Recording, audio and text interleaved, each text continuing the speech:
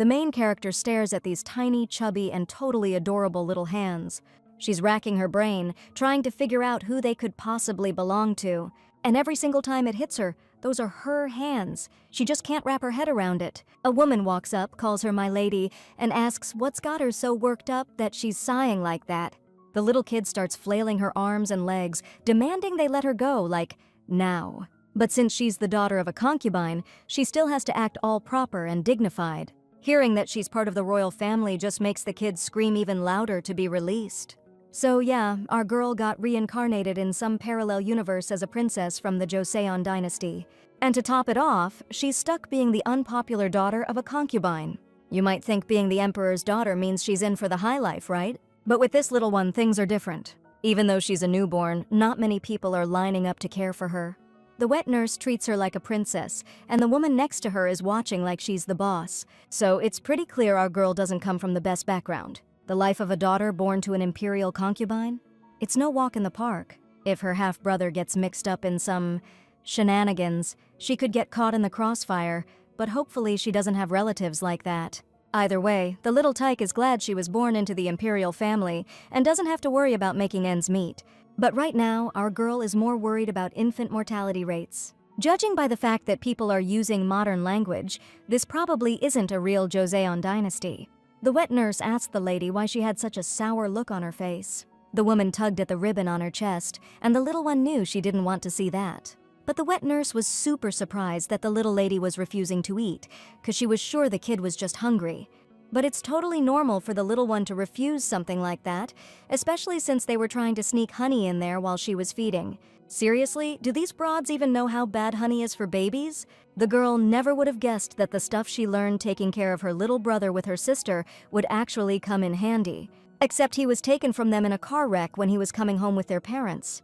Her older sister worked her butt off to pay the hospital bills for their parents in the ICU, but they didn't make it either. Our main character was just in middle school back then, so it was really rough on her sister. She had to take care of her little sis and even put her wedding on hold, cause her sister kept saying she didn't care about it anyway. The main character doesn't even remember the dude her older sister was gonna marry. But every time he gave her gifts, he was also giving them to himself. One day, the girl got a script for a drama that was about to be released. And that day, leaving her part-time job, the main character thought she'd get to reading the script when she got home. However, a truck suddenly swerving out ruined her plans. Her last thought was what would happen to her sister, who was left all alone. Suddenly, the young girl saw her older sister taking care of her while she was unconscious. But for some reason, she's crying. But then, when the main character opened her eyes, she was reborn as a child in a world that looked like a historical drama. A woman approached the girl, wanting to pick her up. She looks a lot like her sister. Who would have guessed this concubine's voice would be a dead ringer for her mom's? It's kind of freaky how similar they sound. Since she looks just like the heroine's sister, the heroine sees her more as a sibling than a mother figure.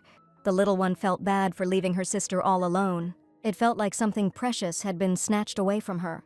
The girl drifted off to sleep, but woke up soon after to voices arguing heatedly in the room. She was stunned when she heard her sister's voice. But it definitely wasn't her, so the main character had no clue who was holding her. The maid, Yoon, started begging to be allowed to take care of the young mistress just a little longer. But the request was denied because the concubine was unwell after giving birth. Now Yongbin will take care of and raise the mistress, so the mother can just rest. This woman didn't give a damn all this time, and now she's acting like she cares. For some reason, my sister looks like she's about to burst into tears. If she understands everything, then she shouldn't cause any more trouble. But the main character wasn't having any of that, so she started bawling her eyes out. She didn't want anyone taking her sister away from her. The woman, sounding like a mom, got flustered and figured the little lady was crying because she woke her up. She told the nanny to take the kid for now, but the little one didn't want to be separated from her sister, so she started kicking and screaming like crazy as they handed her to the nanny. They couldn't hold on to the little lady. Before she fell, the girl saw a look of pure terror on her sister's face. Even though the main character promised to treat her well, she still couldn't keep her word. But for some reason, it didn't hurt. That's because someone managed to catch the little girl. It was some boy, but the main character didn't know who he was. But seeing the dragon design on the young man's clothes, the little girl figured he was from the royal family. His Highness was immediately swarmed, and they anxiously asked if he was hurt. He calmly replied that he was fine. The heir was relieved that his sister was okay too. For just a second, the little girl felt relieved, because now she noticed the dragon pattern was damaged. But His Highness told them not to worry, because his clothes were only a little dirty, and it was fixable.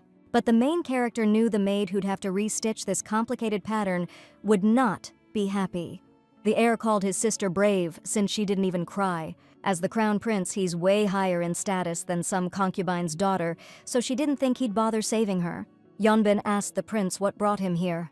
Turns out he came to see his little sister, who'd been sick for a long time, and they couldn't celebrate her 100th day. But the prince almost witnessed a terrible accident. Yeonbin begged His Highness not to get the wrong idea.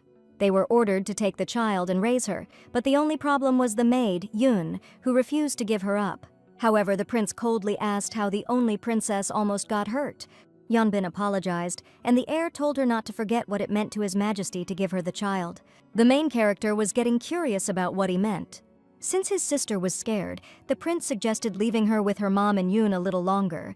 Yeonbin couldn't disobey His Highness. The little one realized the heir and the concubine are arguing over her right now. The prince added that he could personally inform His Majesty about the princess's well-being. Yeonbin promised to hand the princess over to the maid, Yoon. The main character began to sense a hidden power struggle in the palace. A servant approached His Highness and reminded him that he was running late. The little one clung even tighter to her brother because she didn't want him to let go and leave. The heir told her not to worry because he was going to tell their father everything. He handed the little one to the maid, Yoon, and asked her to take care of his sister. The woman took her daughter in her arms, tears of joy welling up because she could finally hold her child again. Even after their parents died, the sisters only had each other. The main character felt bad that she wasn't born the heir. If she had been, she'd be treated better and her sister wouldn't cry. Before leaving, the prince asked them to take care of everything. Yeonbin promised to do it all, but she remembered that someone else was waiting to see his only sister too. A little foot tapped the main character's shoulder, and a voice started demanding she wake up. The girl figured it was Yoon Si-eun, Yeon's younger brother, who was keeping her from sleeping. Their parents never punished the boy, so his two older sisters took over raising him. So thanks to his sister's upbringing, the crybaby turned into a total chick magnet. But then he died in a freak accident. Realizing that, the main character's eyes snapped open, and she saw some random kid standing over her, poking her with his foot. He's no Shion, but still kinda hot, I guess. Looking around, the girl had no clue where she was. Her nanny, who always fed her honey, and the maid, who almost dropped her once, brought her here while she was napping. The kid, smirking like a jerk, called her ugly and annoying, all because she wasn't high status enough. The main character didn't say a word, and the boy coldly asked if she was really gonna ignore him. He suddenly yanked the little girl's arm. The maid jumped in right away, trying to explain to Master Kyanon that the princess was still just a baby. If anything happens to her, he's gonna be in deep trouble. But the prince just grabbed the maid by the hair and snapped, "How dare you interrupt me right now?" The maid started apologizing, but Kyanon just told her to get lost. It hurt like hell, but the woman didn't make a sound. The main girl started shaking all over because she had no clue what she was doing in a place this dangerous. Then Yeonbin walked in, looking pissed, and asked if she hadn't told them to take good care of the lady. Seeing the maid trembling, she asked Kyanon what the heck was going on. The prince explained he just wanted to mess around with his little sister, but some maid decided to get in his way. Her voice shaky, the royal concubine asked her son what he'd done to the kid. But Kyanon told her not to worry, because he wouldn't let the same mistake happen again this time. The main character froze, totally clueless about what was wrong with this dude. Yeonbin started explaining to her son that he needed to be nice to the heir, because he's still just a kid. The prince agreed with his mom, but she reminded him he couldn't call her mom in public. Back in the Joseon dynasty, the emperor's kids were born to concubines, but they all had to treat the empress like their mom. Out of nowhere, Gyeongon innocently asked his mom why she was given that thing. The concubine told the prince to watch his mouth because that girl is still his sister. Gyeongon finally agreed. The prince headed for the door, saying he had to get going. The door shut, and the main character felt a wave of relief, but then wondered, okay, what am I supposed to do now? Looks like Master Gyeongon's a little put out by the lady's arrival. Ever since the empress passed, he hasn't been with a woman in years, and then suddenly, Seun appeared. Yeonbin said they don't know what the fallout will be after this pregnancy. There have been plenty of pregnant concubines before, but none of them were ever in favor, because most of them either miscarried or the kids were born weak and didn't make it. But it's a good thing that maid Yoon gave birth to a girl. The maid told Youngbin there's nothing to worry about, since Yun wasn't the emperor's favorite. However, it's pretty clear that if His Majesty has a surviving child, he'll treat Yun well and visit her soon. But since that concubine is in poor health, Youngbin will take over raising the little one. In other words, this is that concubine power struggle the main characters already heard about. While Youngbin's raising the princess, she can use her as an excuse for His Majesty to come see her. Once she's pregnant, that's it, we're screwed? The concubine asked the maid if she really gave the baby honey while breastfeeding. She nodded, confirming it. But the kid kept refusing the honey, like she knew something was up because of her humble beginnings. So they were deliberately trying to feed the main character honey. The little one realized she could actually die if she stayed there. Our heroine wondered what she'd done to deserve this, because she never hurt anyone. She even gave her allowance to people who needed it. Now, the only way to survive was to make sure Youngbin paid the price. So, the main character started bawling her eyes out. The concubine froze up, then frantically told the maids to calm the little lady down, ASAP. The kid had goosebumps all over, thinking someone wanted to off her. The maids and nanny wanted to call a doctor, but Youngbin yelled that was absolutely out of the question. The concubine ordered them to shut the kid up, quick, before anyone heard her screaming. She grabbed a blanket and said they should muffle her with it, so the noise wouldn't be so loud. But Youngbin totally wasn't expecting to see the guy who just walked in on them. The emperor, furious, demanded to know what the heck Youngbin was doing. The concubine, voice shaking, tried to explain it was all a big misunderstanding, and the lady was just feeling a little chilly. The main character couldn't scream too loud under the blanket. But then, out of nowhere, she saw light. The guy scooped her up, and the little one noticed the dragon design on his clothes.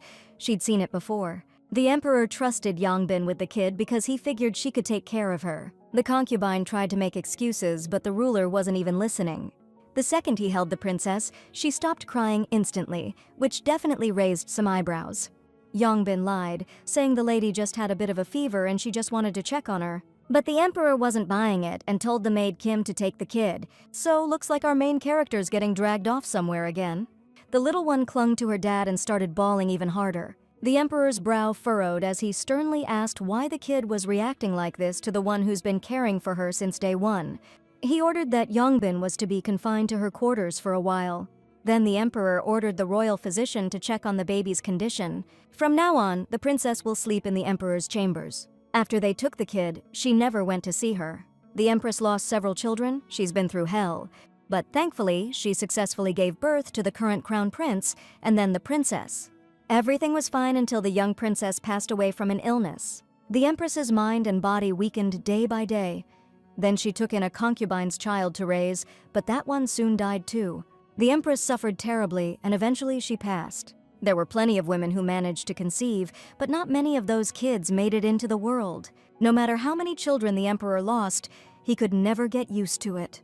As soon as it got dark, he ran into the crown prince, who told him he'd seen the youngest child today. The emperor thought he was talking about Kyungwon, but the prince meant the youngest sister, who doesn't even have a name yet. The father reminded his son not to be too soft on his younger siblings. But the heir explained that she seemed like a strong and bright kid. But Maid Yun's child has been sick since birth, so she could pass away any day now. The prince said that even though she was almost dropped, his little sister didn't even cry and immediately recognized him as her brother. That's why the heir thought she was strong and sharp. It would have been better if the emperor had just forgotten about the whole thing, but he couldn't even imagine that Youngbin could do something like that. As the adopted daughter of Counselor Hong Sang-jo, Youngbin had a decent status and even managed to give birth to Kyunon, the emperor's second son. Because Youngbin is the counselor's daughter, other officials support her too. If this woman can take good care of the princess right now, everyone will be singing her praises. But it would be better if Songbin, Kyungwon's third kid's real mom, was healthy, you know? The emperor just up and snatched the kid, so she's stuck in his room for the night. Man, wouldn't it be great if all the kids born here were as healthy as Kyungwon? The main character's eyes snapped open and she was immediately like, "When the heck did I fall asleep? It's already morning." Right in front of her face, she saw dark hair on someone. The emperor noticed the little one was awake. The maids were all wide-eyed, staring at the emperor's chambers when they heard the baby's piercing cry. The ruler of the empire asked his first son why his little sister was crying. The heir smiled and told the baby to stop crying. The main character's tears vanished in an instant. The emperor showed up at just the right moment yesterday, probably thanks to the crown prince's words. The main character couldn't exactly hate her rescuer, so she crawled over to her older brother. The heir picked up the little one and smiled. Judging by how she went to him, she remembered he was her older brother. The emperor couldn't figure out why the kid would cry at the sight of the ruler of this country, but the main character just frowned. The heir guessed she was scared because she woke up in an unfamiliar place. But the real reason she started crying was simple. She woke up in the arms of some stranger, since she couldn't really make out his face last night. The main character couldn't believe her sister was involved with that kind of guy, which is why she was having a hard time adjusting. If mom and sis look alike, then maybe this uncle looks like her brother-in-law. The emperor couldn't figure out why the little one was cool with her older brother, but cried when she saw her dad. The heir figured the kid was probably just spooked by His Majesty's beard. The dude remembered the princess still didn't have a name and suggested giving her a temporary one. But the main character wasn't having it. She didn't need some lame nickname, she just wanted a real name. The prince grabbed one of the books off the table and told his sister to pick out a character she liked. When the main character was in school, she got decent grades in Chinese writing, but now she couldn't read a thing. Guess she'll have to brush up on her characters if she doesn't want everyone thinking she's a total dummy. There's gotta be a commonly used character around here somewhere. Okay, so the main character wasn't exactly a master of calligraphy, but she definitely remembered how to write her own name. So she pointed right at it. Turns out it was the character for Xia. The emperor burst out laughing, not believing his daughter actually liked that name. But the main character totally nailed it. Even though the little one picked it at random, the name actually means creating clarity, which is pretty cool. A little later, a servant offered the young lady something to eat, but Xia turned it down. The emperor was confused. How could she resist when she was clearly starving and hadn't eaten a thing? This lady probably wouldn't try anything crazy in front of the emperor, but Xia wasn't letting her guard down for a second. Because she just doesn't trust people. But out of nowhere, the emperor shoves a spoonful of food in the princess's mouth, saying she's hungry after all. Xia eats, but she feels uneasy, because even though her father's feeding her, he's still a stranger to her. The emperor smiled, seeing that the prince was right about things, and he kept stuffing food into his daughter's mouth. Xia started crying again, and the maid explained that babies often cry and get upset for no reason. Soon, Milady will get used to everything. The main character actually thought her father was this cold dude, but he turned out to be pretty normal. It's been a few days since she was brought here, but Xia's life hasn't really changed much. Just added a boring biological father who plays with his daughter without much excitement, and a handsome brother. Xia was wondering when she could go back to her sister. The emperor noticed the little one was starting to drift off, but she woke right up as soon as she heard voices in the room. The court ladies were gossiping about how the emperor's never been this nice, saying something must have happened in that annex. They're talking about where Yanbin lives right now. The women clammed up the second they saw the princess was awake. The main character froze, not seeing the emperor anywhere. Is it just these strange court ladies here? Where is everyone else? Xia started bawling, which totally freaked the women out. Pure terror washed over the little girl when one of the court ladies reached for her. The main character scrambled back in a hurry. Just then, a man walked into the room and demanded to know what the heck was going on. After a moment, the heir apologized to his mentor. The man was surprised to see a child in His Highness's arms. The prince smiled and explained that it was his little sister. Just minutes ago, he'd barged into his father's chambers as soon as he heard a loud baby crying. A court lady explained pitifully that His Majesty had stepped out briefly on business, and when the princess woke up, she got really scared. So that's how the crown prince ended up bringing Xia here. His Majesty needs to rest too, so the prince decided to help his father and personally look after his little sister. Even though Xia ended up here by accident, she shouldn't bother the crown prince because he's destined to become emperor. So the little tyke tapped her tiny hand on the book. But the prince took it like his little sis wanted to learn too, so he let her have at it. The tutor remarked that the young lady was really bright, and the prince puffed up right away, bragging that Xia even came up with her own name. She looked at the book and poked at a symbol she liked. The main character was sure the tutor was thinking this was total hogwash, but he wasn't saying anything. Xia mentally begged the crown prince to stop, or rumors might start that he wasn't the sharpest tool in the shed. Suddenly, some dude behind them smirked. Hearing that, the main character turned around. She glanced at the guy who's always behind the crown prince, but who was smiling for the first time she'd seen. Xia figured he was the prince's handler or something. All the warriors are old guys, and he's the only young blood here. Out of nowhere, the crown prince touched the princess's hand, even though he should have been hitting the books. Xia didn't get why he started squeezing her cheek. She was over it, so the little lady decided to take action. She hopped onto the teacher's lap and gave the crown prince, now sitting across from them, a real determined look. Everyone understood that the lady wanted the prince to leave her alone and just focus on his studies. As soon as the lesson wrapped up, the tutor figured His Highness's ceremony was coming up fast. Once his spot in the main palace is locked in, everyone's gonna have to get ready for the crown prince's wedding. His Majesty will be starting the selection process real soon to find a suitable match for his son. The main character managed to snag a ton of intel in such a short amount of time. But the prince asked his mentor not to bring that up, and the conversation turned into something like a grandpa scolding his grandson. But Shia put her hand over the prince's lips, 'cause he's still really young, and in moments like these, it's best just to smile and nod. The heir promised his sister he'd only play with her. His Highness turned around, hearing his father's voice. The emperor smiled, remarking that it looked like the prince enjoyed spending time with his sister. Dad heard Shia crying loudly again, but the heir replied that everything was fine now and there was nothing to worry about anymore. He heard his sister scream, so he went to her, and the little one immediately stopped crying as soon as he picked her up. The prince was stunned when his father wanted to take Shia, figuring his son was tired from watching her all day. But the heir told his father that he was probably the tired one, so he wouldn't mind hanging out with his sister a little longer. However, the emperor kept pushing and told the prince it wasn't good for a kid to keep changing where they slept. The main character doesn't care who she's with, as long as she's safe. Still, if she agrees to go with the prince now, she'll feel bad for her dad, because he's been working so hard to take care of her. Looks like he's already gotten attached to her. Besides, last time Shia felt like all the courtiers in the Eastern Palace didn't like her for some reason. Out of nowhere, the crown prince suggested they see who Shia would go to. That cracked up the emperor, since there's no way the little one would pick his brother, since he's the one who tucks her in and feeds her like a dad. The men sat across from Shia and called her to them at the same time. The main character wondered what the heck they were even doing. She still couldn't get used to having to do stuff like this, but she crawled forward anyway. But Shia can't just make a choice like that. The smartest move is to do the opposite of what they expect. The mentor, the maid, and the crown prince's escort all freaked out when the princess started crawling towards them. Shia decided to pick someone else. The young dude leaned in, totally confused, and looked at the princess. The emperor and his son were stunned, completely lost as to why the princess chose him.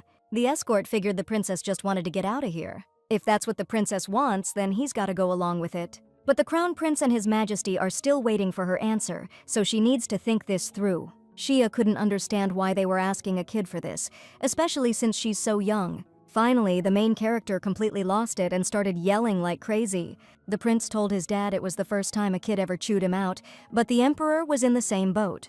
Luckily, they both got Shia's message, so the main character was back in the main palace. The crown prince was bummed after saying goodbye to his sister, but hey, they'd see each other again tomorrow. Now, the emperor won't let his daughter out of his sight. Shia felt bad for the court ladies who had nothing to do with Yongbin, so the little one decided to be nicer to them.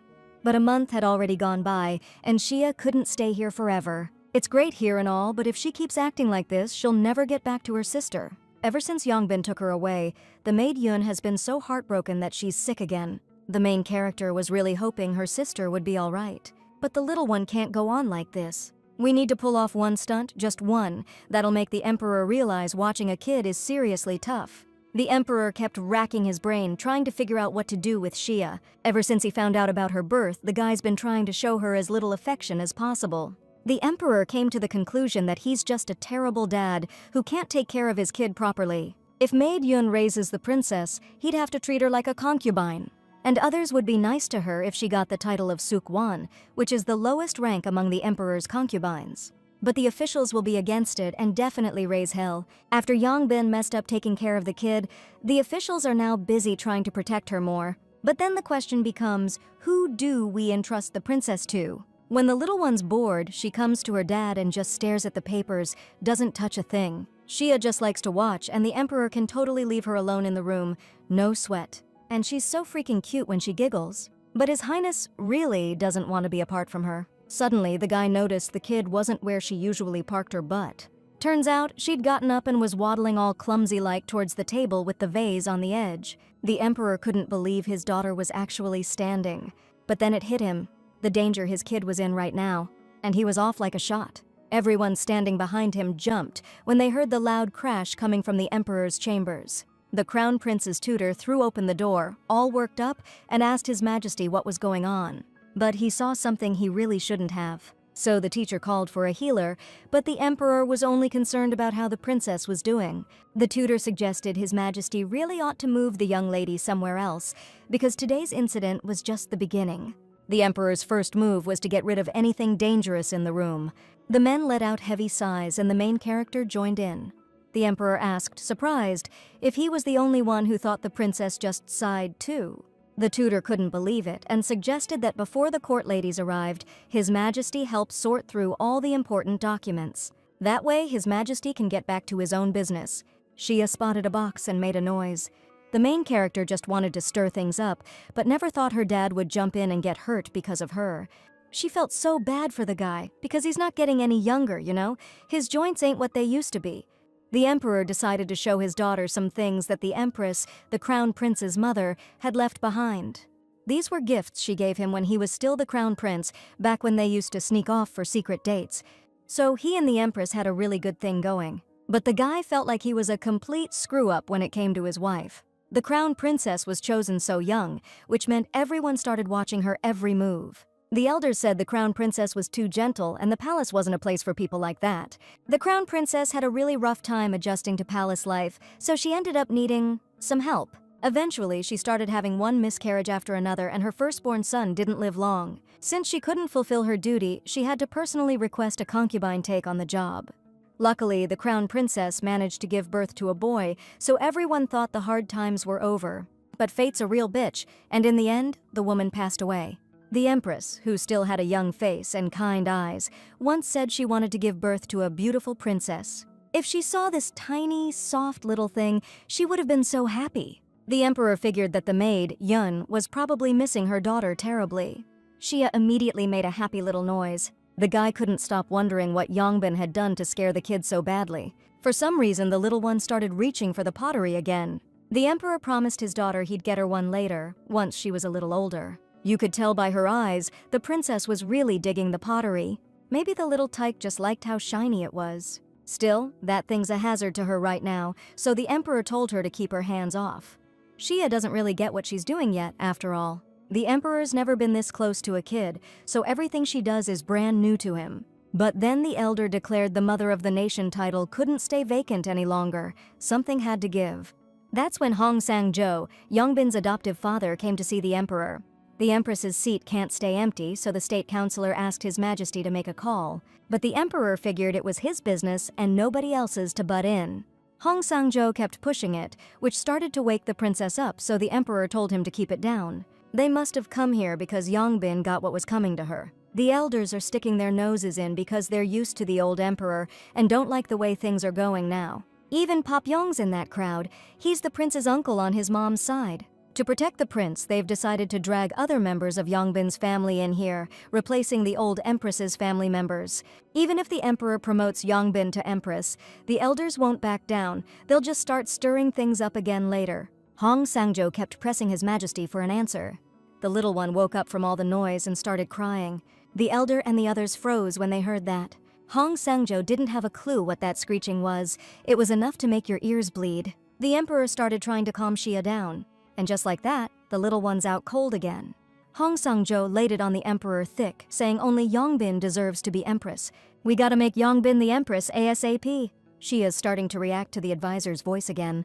For like the millionth time, Hong Sang-jo's begging His Majesty to make a decision. Every single time the princess reacts to those words. Finally, one of the guys told the elder to get a move on already. But Hong Sang-jo figured they needed to shut this whole thing down pronto, so they had to hustle. So, he explained to His Majesty again that if the position stays open, people are gonna lose it. The main girl couldn't take it anymore, crawled over to the elder and smacked him right in the face with her little hand. Everyone was totally stunned by that. Then Xia just grabbed Hong Sang-jo by the beard and started yanking him forward. The Emperor scooped the little one up, but she just wouldn't let go of that annoying elder's beard. Once the girl finally released him, the Emperor apologized to Hong Sang-jo, explaining, hey, she's just a kid. But he also said they needed to keep it down, because the princess might wake up and start wailing. Since the kid was having a rough day, the Emperor suggested calling off the meeting for now. The elders stormed out of the Emperor's office. He was fuming after that humiliation. Hong Sang-jo figured it was Youngbin's problem that she couldn't win the emperor's heart, even after giving birth. The guy was trying to give Youngbin a chance to step up and take care of the newborn princess, improve her standing, you know? To frame his concubine, he wanted to find a talented kid and adopt her. If Songbin hadn't popped out a third kid, things would be way easier. Knowing the emperor, either Yongbin or Songbin, the mother of the third prince, could snag the empress title. But she comes from a regular family, so the odds are slim. That makes Yongbin the top contender for the job. Now Hong Sang-jo's gotta sit tight and see how things shake out until this whole princess situation settles down. Here come those old geezers with the bushy beards again, trying to pressure the emperor to pick an empress. Usually the elders show up when she is still awake, but today they're here while she's catching some Z's. All the noise kept the girl from getting any decent sleep, so she just clocked the elder in the face. This whole thing is already wearing the main character thin. Seeing the princess awake, a pleased grin spread across His Majesty's face. Xia eyed him suspiciously, trying to figure out what to make of the emperor's expression. But right now, she was more worried about one thing. Where the heck was she? The old woman got to her feet and asked, "Was this really the emperor's precious little one?" His Majesty confirmed it, nodding to his mother. In other words, the main character was now face to face with her grandma. The madam scooped the little one up into her arms. The emperor was surprised. The princess usually didn't go to strangers, but she went to his mother without a fuss. His Majesty's mother called the young princess a smart cookie. Xia didn't know why, but right now this madam looked kind of displeased.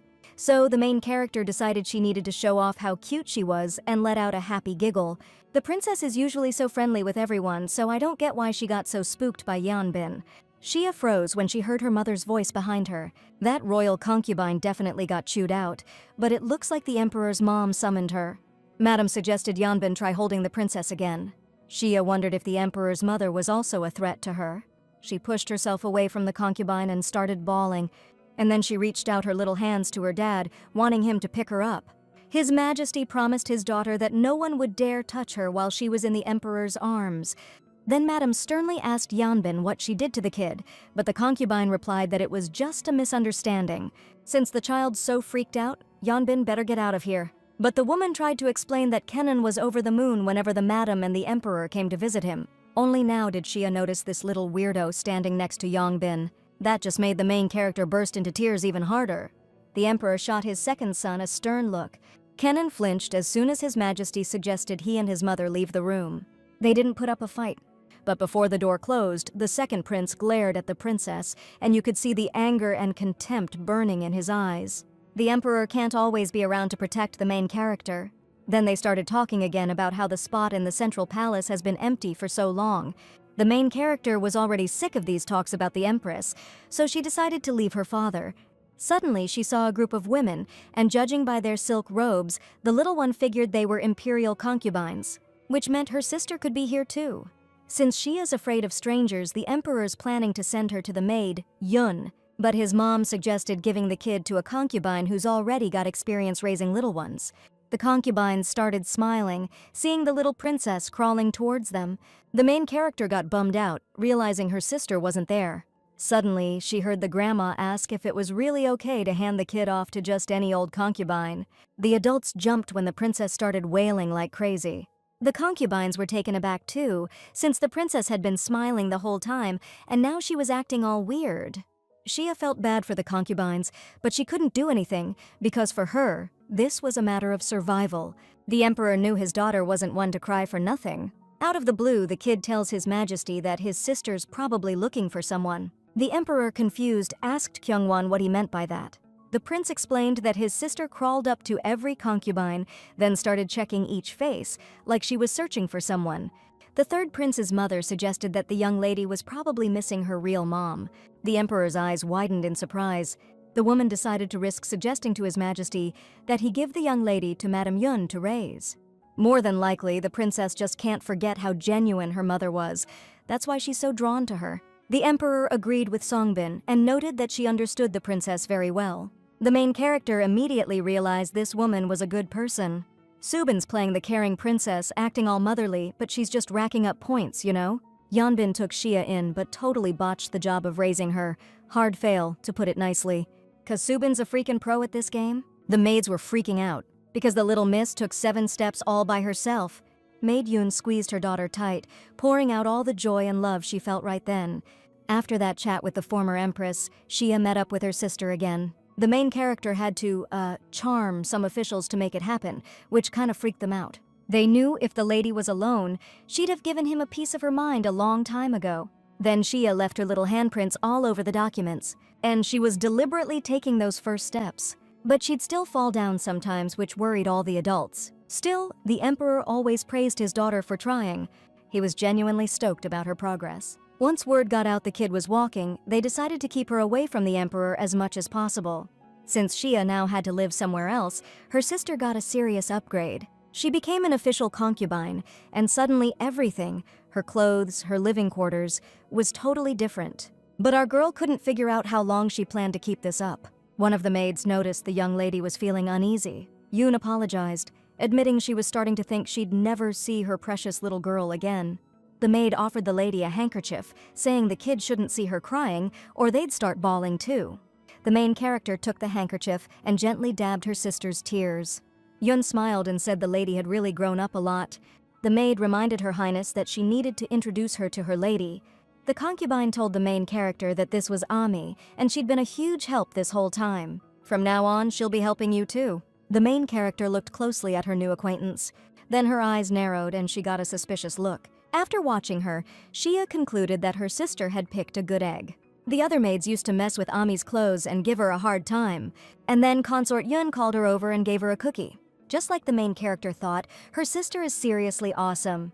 Shia heard they were so close that when her sister was expecting, she'd sneak in to see her and bring cookies.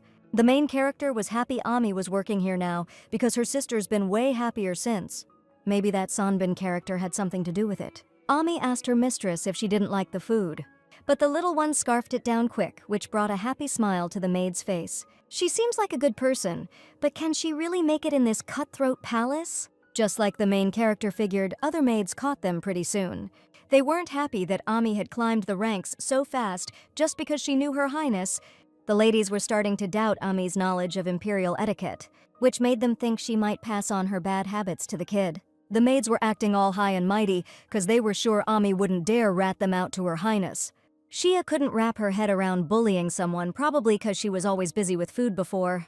They're treating the princess like she's a freaking baby who can't talk. Makes you wonder what goes down when they're alone together. The little one started thinking about what she should do next. A plan quickly formed in her head, and the main character immediately reached for a bowl of soup. She wanted those sassy broads to get what was coming to 'em, so she chucked the dish at 'em. The maid totally shrieked. Min Sangung, handmaiden to Consort Yun, grilled the servant about what went down. The girl explained that the moment her lady starts eating, she spills a bowl of soup on someone. Lucky for everyone, the soup was cold, otherwise the lady herself could have gotten hurt. Since Ami is watching over the princess, maybe she's hostile towards people who aren't treating her right. Min Sangung went to Consort Yun's chambers and found 3 court ladies whispering to each other.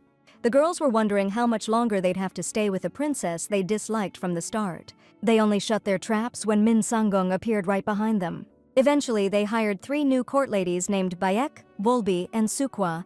The main character knew this got back to people higher up, but things got sorted out faster than she expected.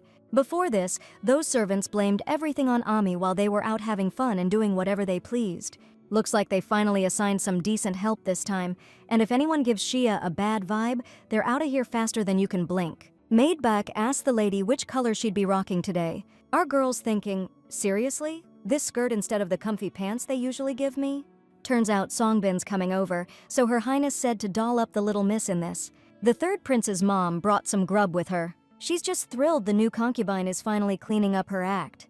Yun thanked Songbin with a warm smile. Our heroine's wondering, what's Songbin doing here, and with a gift no less? The woman remarked that the little miss is doing well too. Shia was totally thrown when the third prince's mom offered to hold her. Lady Yun didn't hesitate to hand over her kid. Sonbin introduced Kyung-won to his little sister and told him he had to look after her. The boy's cheeks flushed a little, and he told his mom he would.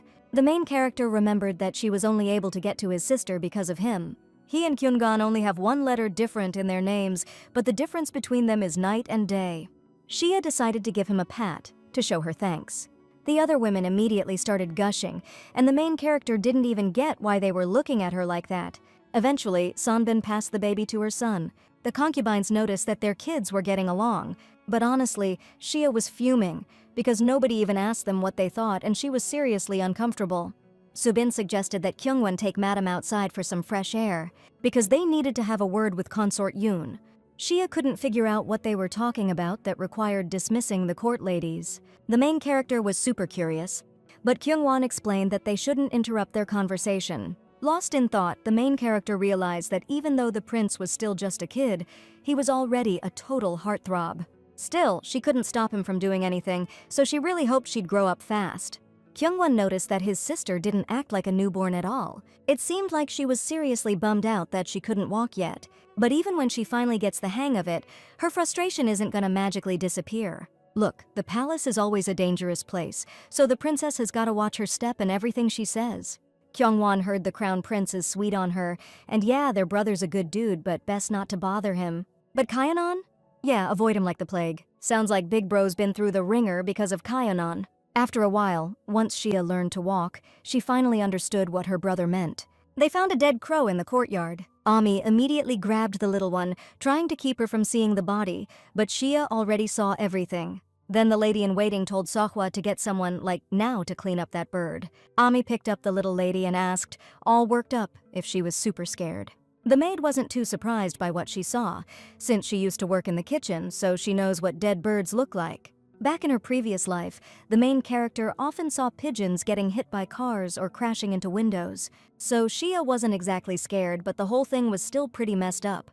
How could a bird even smack into something hard enough to die inside the palace? Next thing they knew, they stumbled upon a dead rat. The court ladies totally freaked out, making faces and scrambling to get someone to haul the poor thing away. Ami suggested they find somewhere else to hang out. It feels like everyone was just panicking, but they're already getting used to this kind of thing, 'cause it's happening all the time now. People were saying a person was behind all these killings, and the only one the main character could think of was Kenan. But she kept pushing those thoughts away, convinced the prince wouldn't be so obvious about it. Suddenly, a guy popped up in front of Shia, surprised to see her wandering around on her own. The main character was stoked to see the crown prince and Kyungwon. The air was pumped to hear that their Shia was walking now. He reached out his hand, asking if the little one could come over to him too. Of course, the main character couldn't refuse her savior's request, so she ran and jumped right into his arms.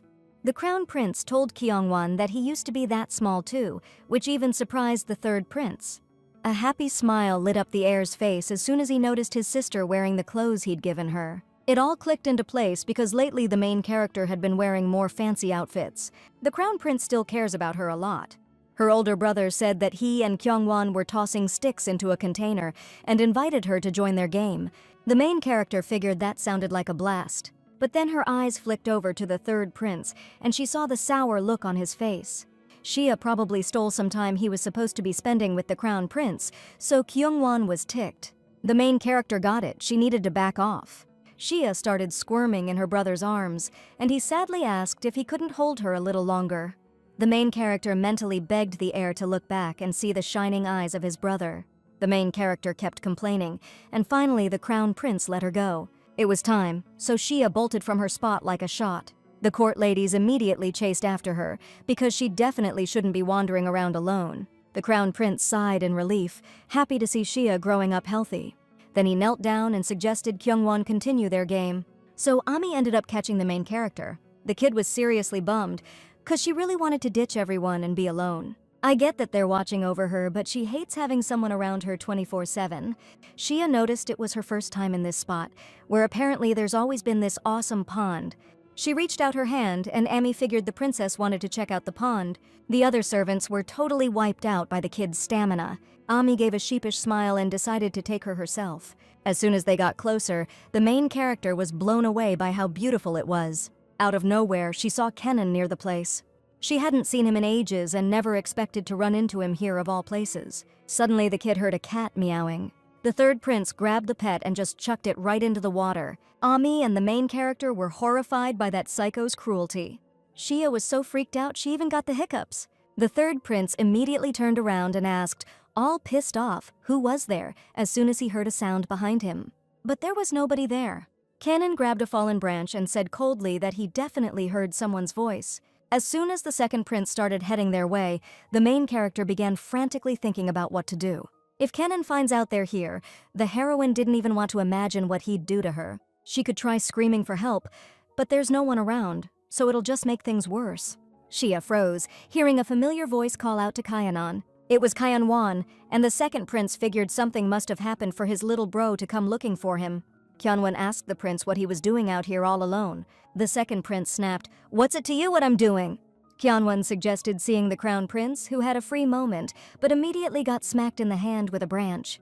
The second prince said coldly, "Don't get so full of yourself." Kyanwan wanted to talk to his brother, but Kyanan yelled, "You're no brother of mine! You hang around the crown prince because you think you can get something out of it." Kyanan had finally found a good plaything, but the third prince ruined his whole vibe. Kyanwan sighed in relief as soon as his older brother left. First thing he did was pull that cat out of the pond. He swore she wouldn't get hurt again. Then the second prince walked over to the tree, asking his sister and her maid if they were all right. So Kyungwon knew they were here all along. The second prince called Jason over to him. The attendant took the cat from the prince, looking pretty annoyed. Kyungwon told him to chill, said this kind of thing happens all the time, and told him not to breathe a word of it to Mom. The little one reached out to the second prince. Kyungwon took care of that nut job, protected his sister, and even saved a cat, and he's still just a kid.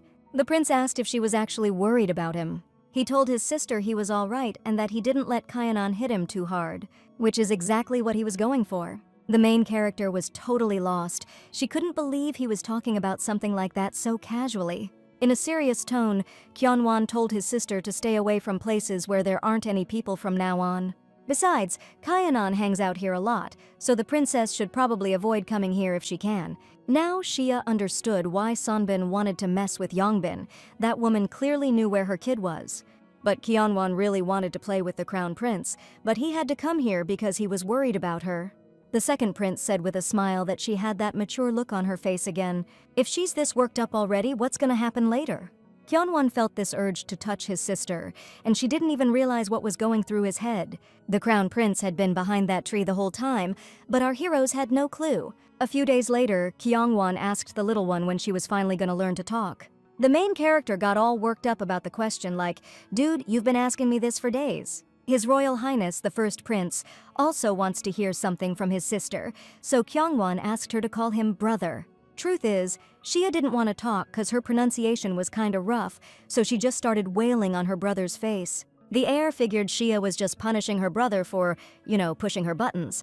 The third prince started explaining that their sister's got a real temper and throws her hands around whenever you say something to her. But she acted totally different around the first prince. Kyungwon pouted, not understanding why his sister was always so mean to him. The main character stuck her tongue out at him like, "You gotta step up your game, bro." After that whole pawn thing, Kyungwon started teasing her, even called her ugly once. Shia totally lost it and snapped back hard at that. But Kyungwon's a good dude. He just says the dumbest stuff sometimes, and it makes it hard for her to keep her cool. Suddenly, Shia remembered that back in this era, people sometimes called their kids ugly on purpose. Now the main character realized she'd been way too rough on her brother, smacking him on the head like that. The second prince flinched the second the little kid touched his head. Something felt off to him, but the main character thought his reaction was super cute. Kyungwon started frowning, so Shia decided to smooth out his eyebrows for him. Next thing you know, they both tumbled to the floor, and the crown prince just smiled warmly, saying they looked happy. Kyungwon told his brother to stop staring and help get his sister off him, because Shia was getting pretty heavy. The main character started complaining again, like, how could she be heavy? She just learned to walk.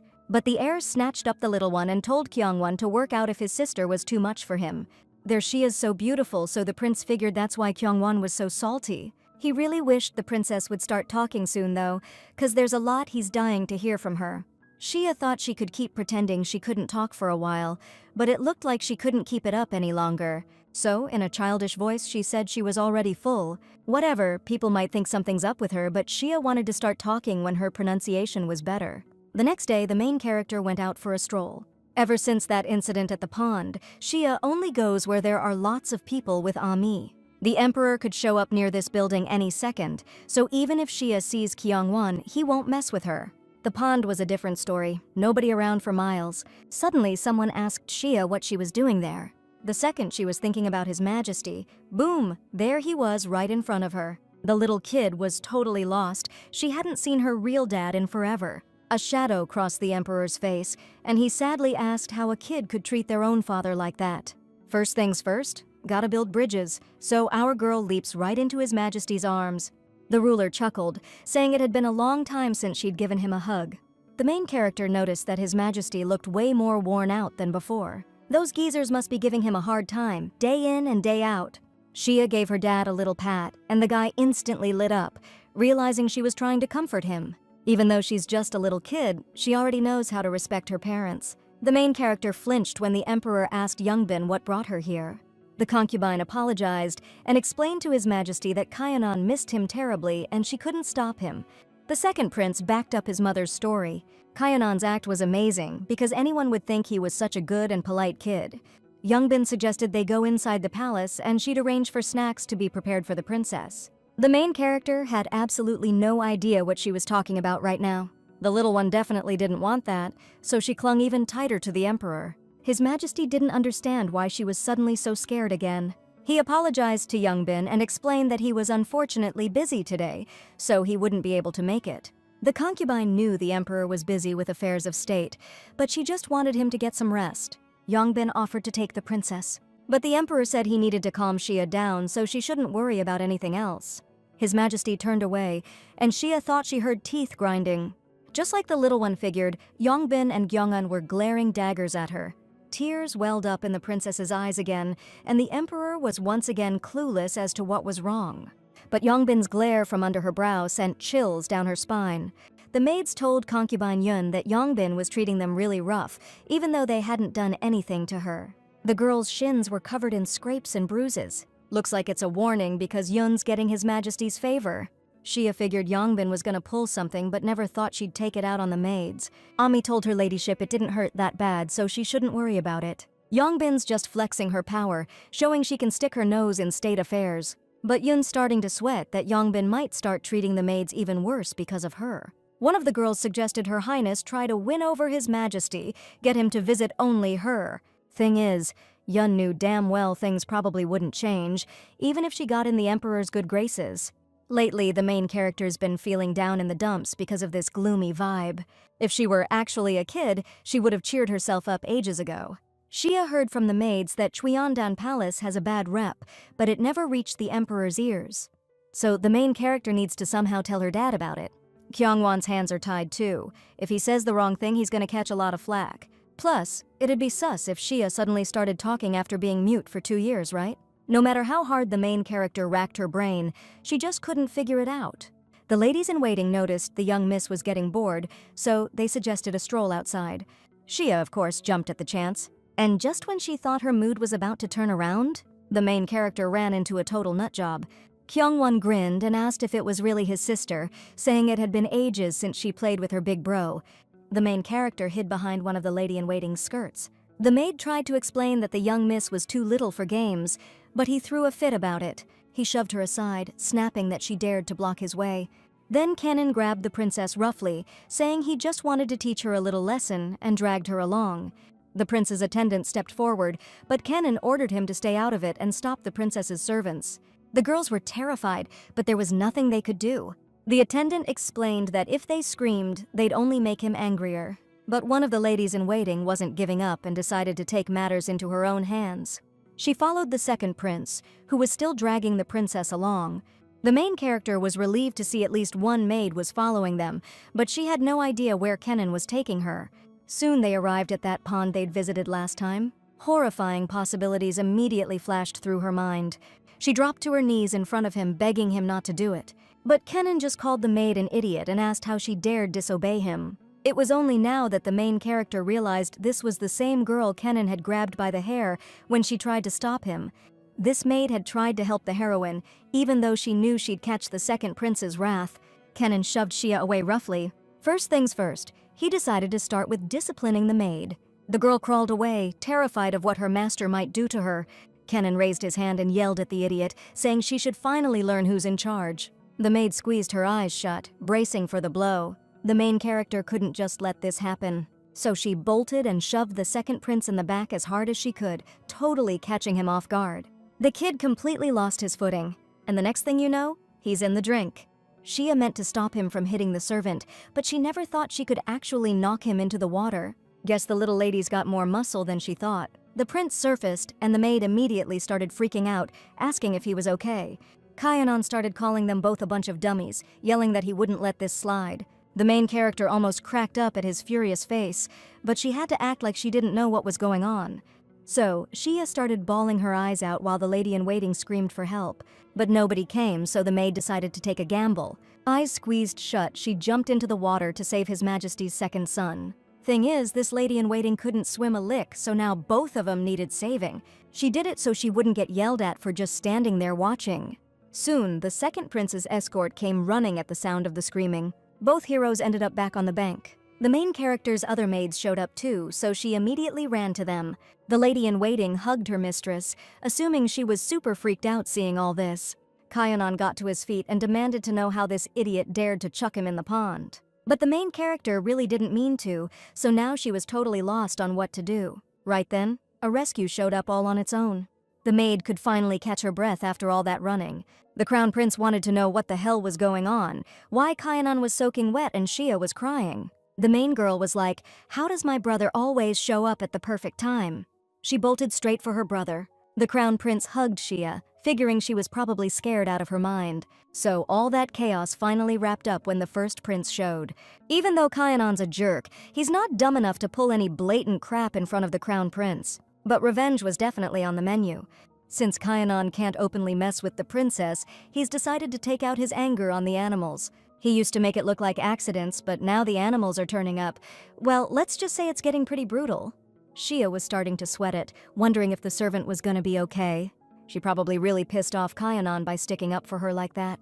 The main character was wondering if she could even go crying to the emperor and crown prince about all this later, because she wasn't sure the emperor would even take her side. No matter how messed up the prince is, he might still be more important to the emperor than the princess. The maid suggested the little lady take a walk, but Shia couldn't because she was scared of running into Kyanan. Then the court lady suggested stepping away for a bit and grabbing a drink, and Shia agreed since Kyanan was somewhere else right now. On the way to her safe stroll, the main character stumbled upon another conversation between the emperor and the elder. Hong Sangjo was still pushing to find the empress, and the main character was actually surprised by how persistent he was being. Best not to let them spot her right now. But one guy did spot her, though. She gestured for him to act like she wasn't there. The dude with him immediately grinned, like he totally knew what the princess was getting at. But he asked His Highness if he saw who was hiding behind the tree. The attendant explained that it was the lady, but the emperor was wondering why she was hiding then. The servant guessed that the princess was probably planning a surprise for His Highness. The main character started freaking out when the emperor headed her way. You could totally see the anticipation in his eyes. Shia was racking her brain, trying to figure out what she could do for him, especially since they'd barely known each other a year. An idea popped into her head, and the heroine was out of options. She jumped out from behind the tree like a shot, totally catching the emperor off guard. A huge, happy grin spread across the main character's face. The emperor started smiling back, just as happy. He scooped the little one up in his arms, called her a smart cookie, and said she was definitely his daughter. But the truth is, she's only so smart because she's already living her second life.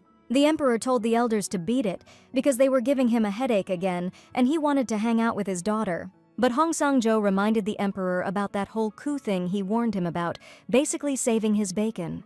His Majesty himself said he'd never forget that help, so he shouldn't be acting like this now. Thing is, Shinho was also considered a loyal subject before the coup, so the emperor just learned a hard lesson. But the main character didn't understand any of this secret guy talk. One thing was clear, the bureaucrat had sniffed out a power grab and now figured the emperor owed him big time. Looks like he's not thrilled with His Majesty's moves.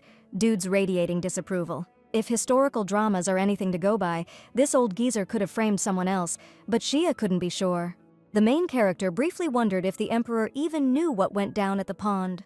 Glancing at his daughter, the emperor figured she was wiped out from the long journey. Truth was, Shia was really hoping they'd stumble across some dead critter so the emperor would get a clue about Kyanan's threats. But then, out of nowhere, they heard the princes arguing. Kyonwon was insisting the second prince was behind it, but Kyonan was flipping out, calling it slander. The third prince chimed in, saying there was definitely something at Kyanan's feet, but Kyanan shot back that he had no idea what it was. The main character couldn't figure out why the second and third princes were arguing right in front of her house. The guys shut up the second the emperor asked them in a stern voice what they were doing there. His Majesty ordered them to explain everything to him immediately. Kyungwon explained that animal corpses were being found frequently near where concubine Yun was now living. The emperor looked at his son, puzzled. So the third prince decided to investigate, and while checking things out, saw Kyungwon near the palace. And then he saw an animal carcass lying at his brother's feet. The emperor learned from concubine Yun that this was true.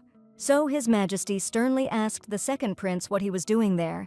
Kyungwon calmly replied that he simply came because he wanted to see his one and only sister. Since she's not big on socializing, the prince just wanted to watch her from a distance. Kyanon's straight up lying right now, cause there's no proof against him. Everyone pretty much knows who did it, but sadly, they haven't invented security cameras in this world yet. Kyungwon's staying quiet, because he knows there's no point in saying anything. See, the emperor doesn't know what Kyanon's really like. The emperor chewed out Kyungwon for accusing someone without solid evidence, especially his older brother. The third prince offered his apologies. A smug grin spread across Kyunon's face. Kyungwon flinched when he saw that. Looking at his son, the emperor asked sternly if he had something he wanted to say now. The main character started fidgeting with her hands. The emperor didn't get what was up with her. She's probably acting like this because he scolded her older brother. Looking at the maid, Beck, the main character noticed she looked different than usual. She whispered, trying to calm her mistress, explaining that Master Kyanon would be somewhere else today, and they just needed to steer clear of him. Maybe Kyanwon arranged for Bayek to take her for a walk so he could go check on the animal. Shia wondered if he didn't want her to see the, situation. So, now the main character's supposed to take his side? Hyunwon apologized to His Majesty for causing him concern due to his carelessness. The emperor understood his worry for his sister, but everything needs to be kept within reason, so he asked his son to apologize to his brother.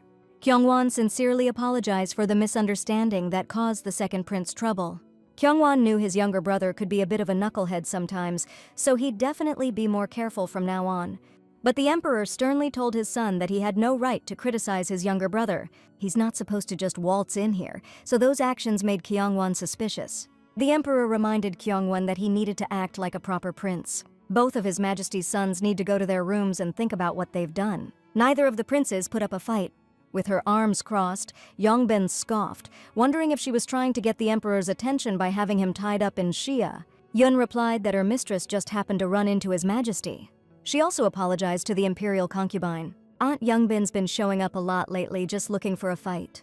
Since the royal concubine can't yell at the princess, she's decided to take it out on her mom. Yongbin told Yun to take good care of the princess, so this kind of drama doesn't happen again. Without an empress around, things are just falling apart. No discipline, no order. Later, concubine Yun met with Songbin, who found out that Yongbin had been visiting her, again. The main character was happy that her sister and Songbin were getting closer. Yun asked where Kyungwon was, and Songbin said he hadn't left his room since that day. The dude said he can't disobey the emperor's orders, and plus he really doesn't want to see that guy. Shia decided to get out of there, since there's nothing for her to do anyway. She slipped out the exit real quick.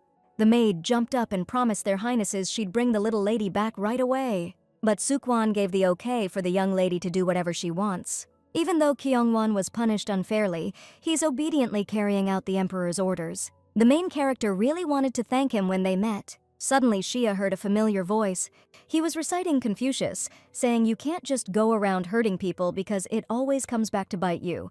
The names of our parents will be passed down to future generations. It's how children show respect. The door burst open and the princess appeared in the doorway. She smiled happily because she'd finally found the third prince. Kyungwon realized the princess had come with her mom. The main character shoved a treat right into his mouth. She just saw her brother and she's already stuffing his face. Chewing on the sweet, the prince explained he didn't do it because of her, but because some seriously messed up stuff is going down at the palace. The main character just bonked him on the head in response. Even though mom yelled at him, it's not like he did anything wrong. It was pretty clear now that Kyungwon got a serious dressing down, and Sungbin didn't want the main character and her sister to find out about it. Judging by how quiet Sungbin's being, looks like she's trying not to push the emperor's buttons any more than necessary. Since Kyungwon caused her trouble, the third prince couldn't just pretend he didn't know anything, so he decided to take action. The main character hugged her brother, and tears started welling up in his eyes. He squeezed his sister tighter. No matter how grown-up Kyungwon gets, he's still an 8-year-old kid at heart. Even if he didn't do anything wrong, Dad got mad at Kyungwon, and for the boy, that was a terrifying and scary ordeal. Shia couldn't even imagine how tough it must have been for the third prince because of Kyungwon. Kyungwon's eyes widened as soon as the little one said everything was okay.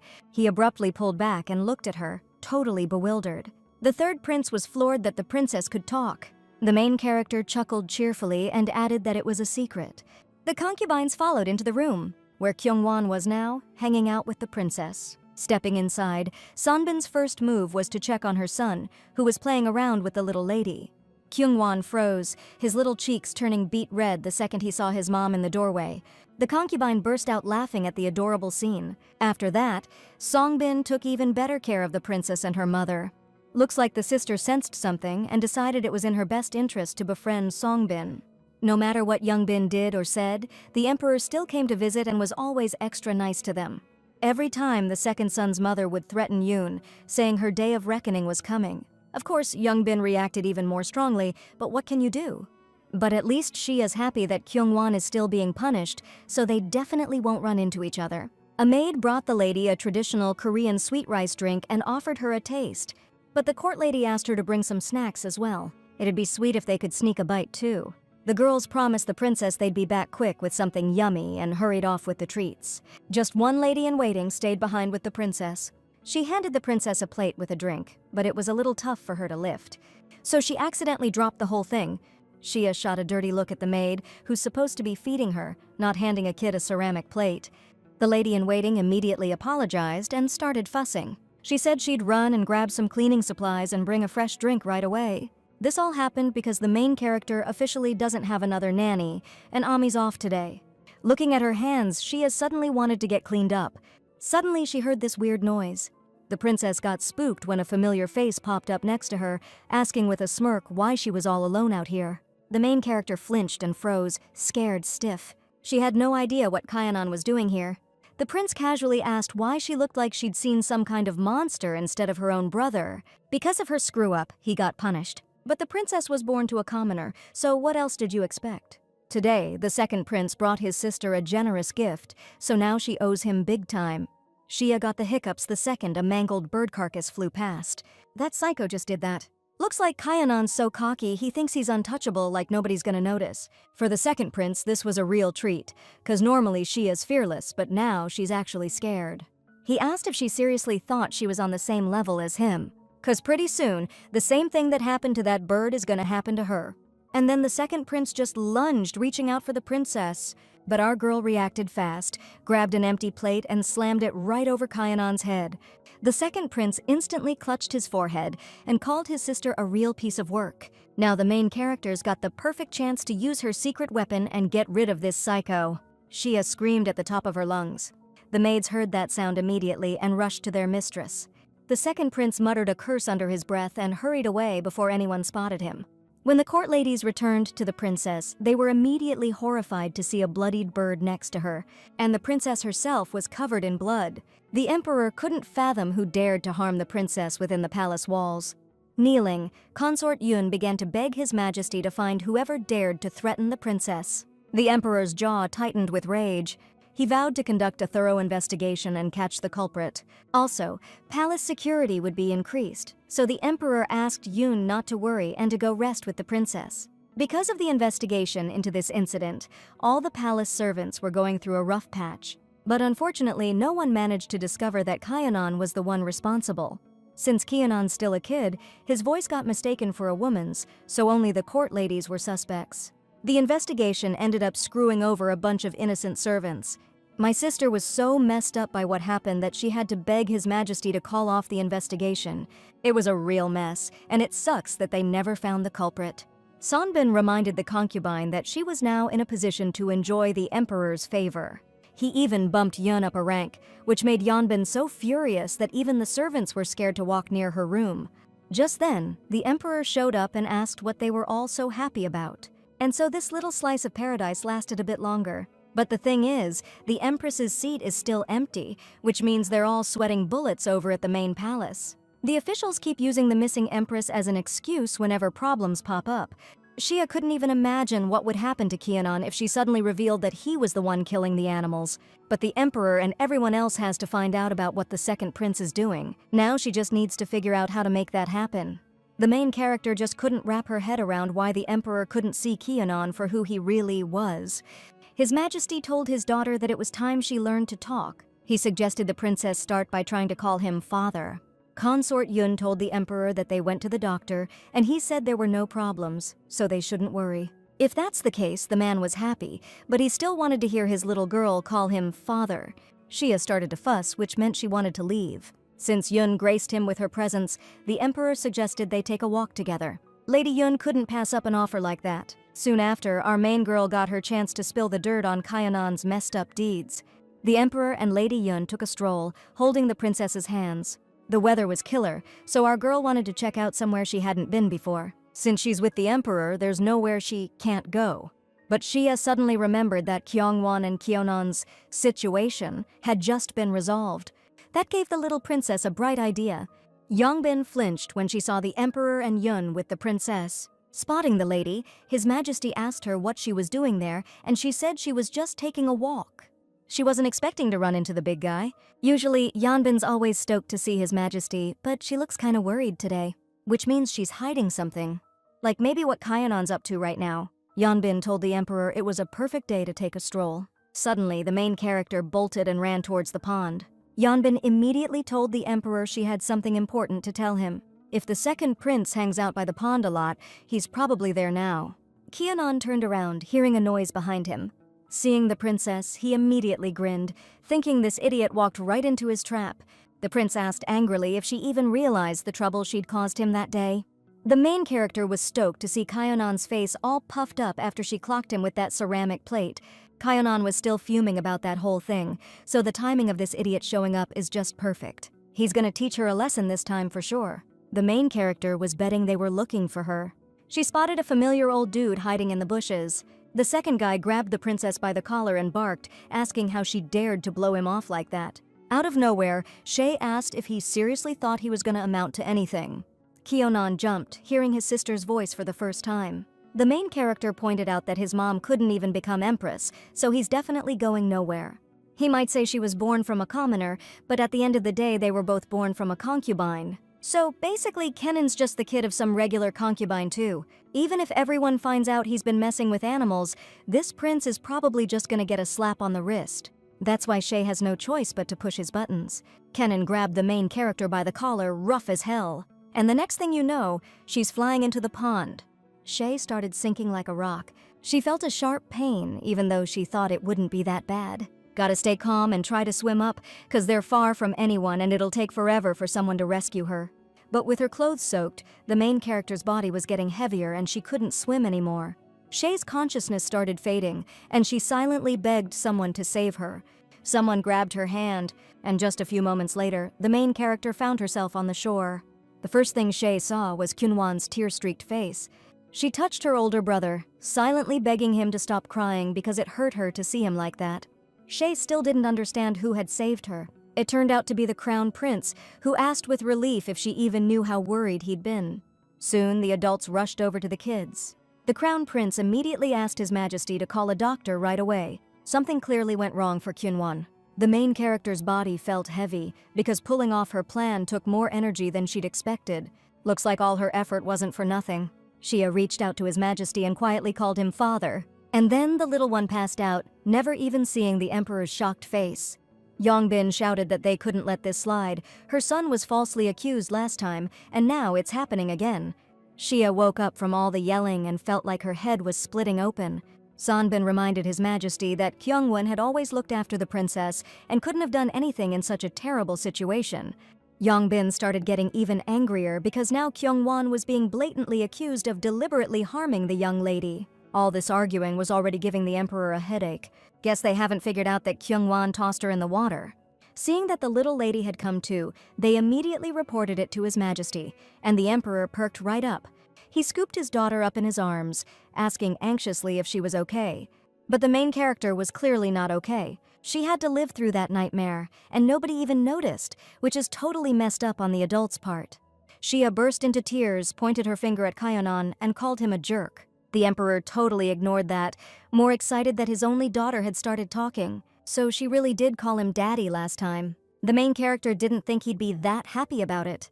Kyonwon spoke up, telling His Majesty that he'd already heard Shia talking before. The main character froze, not sure what her brother was about to say next. Kyonan explained that because he was annoyed Shia was being informal with him, he taught her the word brother. But since that word was a mouthful for her, she kept her lips sealed. Now the emperor was starting to think Kyonan tossed his little sister in the pond on purpose, all because she called him brother. The second prince immediately piped up, saying that wasn't the case at all. She definitely got under his skin, and Yongbin's too, so he lost it. The emperor couldn't believe his own son would throw his little sister in a pond just because she rubbed him the wrong way. Kyonan kept denying he was guilty, and then His Majesty asked if he'd stand by his claims. After Kyonan said yes, a servant entered the room. The emperor ordered him to repeat what he'd already told him. The old man explained that Kyonan was near the young lady right before she fell into the pond. Since it was just the two of them, he thought he should keep an eye on things, but then Kyonan said something to her. He grabbed him by the collar, and the old guy got so spooked he ran straight to His Majesty. The dude fell to his knees, saying he never imagined things would go south so fast. The emperor asked his son, cold as ice, if he was still gonna deny it. Kyonan tried to tell the emperor that she was definitely talking about him, like nobody's allowed to disrespect the prince. How could some girl born to a court lady talk trash to him? The emperor roared, demanding to know who told him that. He ordered Yongbin to answer for her son, right now. The woman, voice trembling, said the prince probably just overheard some court ladies gossiping.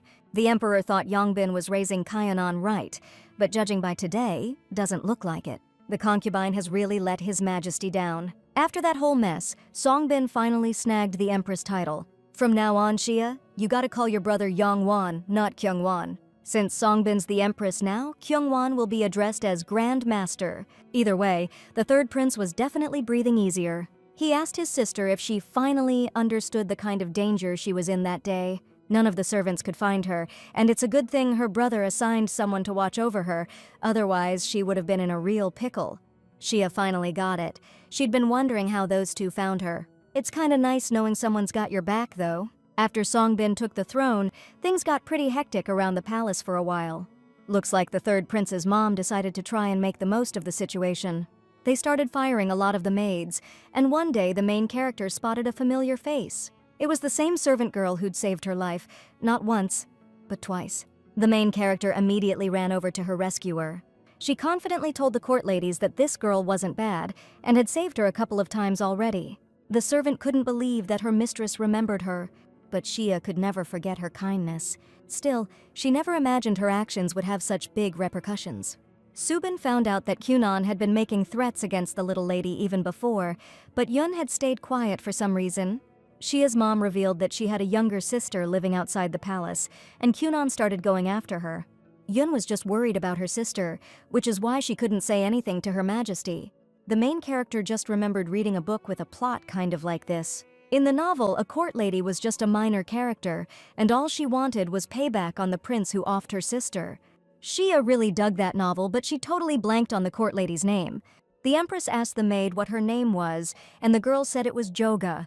The main character froze right there because that was the name. She couldn't figure out why she had the exact same name. Shia couldn't wrap her head around it, so she figured it had to be a coincidence. Although the more she thinks about it, the more the characters from that old novel remind her of people here. But there's no way someone could actually end up inside a novel. It was a court romance thing, and the main guy was named Li Hua, whose life and rise to the throne was the whole story. Choga-ai really stood out, sharpening her knife, hungry for revenge for her little sister. After gathering the evidence she needed, she lured the prince to her sister's grave and stuck a knife right in his back. It was a total power move, a righteous payback, and the high point of the whole story. That's exactly how the main dude managed to snag the title of Crown Prince. Our girl had been a massive fan of this story since it dropped, and was dying to see that scene play out in the show. She was rushing home to finish reading the script she'd been given when a car slammed into her as she ran into the street. Out of nowhere, the Crown Prince asked why their Shia was looking so serious. Youngwon snapped, all annoyed, asking how she could act so casual in the Crown Prince's presence. But the heir told Shia not to get so worked up. Even if he says stuff like that, the great Prince Youngwon actually cares about her. The main character had definitely heard that kind of talk somewhere before. so she asked the third prince what his name was. She already knew that Prince Yongwon had another name. Guess someone spilled the beans. The main character's eyes went wide as soon as she found out her brother's real name was Li Hua. The crown prince chuckled softly and said his brother's name was Beautiful, and the crown prince himself is called Li Hei. In other words, the main character of the story is standing right in front of Xia, which is totally mind-blowing. So it's not reincarnation, but more like getting sucked into a book. Even if Xia ended up in someone else's body, she already kicked the bucket in her past life and doesn't have a snowball's chance in hell of going back. A few years passed, and now Grand Prince Yongwon turned 12. The crown prince was already 20 years old. One hot day, the heroes were chilling in the gazebo, and Xia was telling them a scary story. She was so convincing that the third prince immediately bought into it. Li Hua even squealed from all the excitement. He couldn't figure out how his little sister wasn't scared, since she's only 6 years old right now. The third prince turned red as soon as the main character said he just didn't have enough guts. It was scorching outside, but reputation is everything, so Xia couldn't even roll up her sleeves on her dress. Li Hua couldn't understand how she could act like that in front of the crown prince. The crown prince picked up the little one and chuckled, saying that's the privilege of being the youngest. It's been 4 years since the main character realized she was stuck in a book, and she's totally used to this life now. So the third prince was asking the crown prince if he's been totally glued to Xia lately. Li He said that once she gets a little older, they won't be able to be this close. If we're going by the original story, Grand Prince Li Hua's supposed to become the crown prince. But someone else has that title now, so the main character's totally lost about what's going on. Xia decided to rethink the original story, just to be sure. For some reason, she even vaguely remembers the title Grand Prince Yongwon and the villainous Prince Kaianon, who couldn't accept his younger brother. The reason Grand Prince Yongwon was able to become the heir was because the previous crown prince died. And the one who did that to Li, he was Yongbin. But even after all that, she didn't become queen. Instead, it was Songbin, who Yongbin also tried to, well, you know. But all her efforts were for nothing, because the king chose a different concubine to be the empress. So, in the end, Yongbin just did everyone else a favor. In the novel, Kaianon and his mom were like the ultimate final bosses, but now they're just pathetic scraps of trash. And Xia's the one who brought them down. Because of her, the whole story's already changed so much. Yongbin's been grounded for life, and she and Prince Kaianon are locked up. The head advisor resigned, feeling guilty he didn't raise her right. Thanks to all that, the country had a few years of peace. Except the crown princess, who got married recently, kicked the bucket a few years later. Ever since Li Hei got all quiet, everyone's been worried, but then he started sneaking out of the palace. The third prince started teaching his sister how to write and read Chinese characters, but Xia wasn't having it. Honestly, studying isn't so bad, she just doesn't know how hard she needs to grind.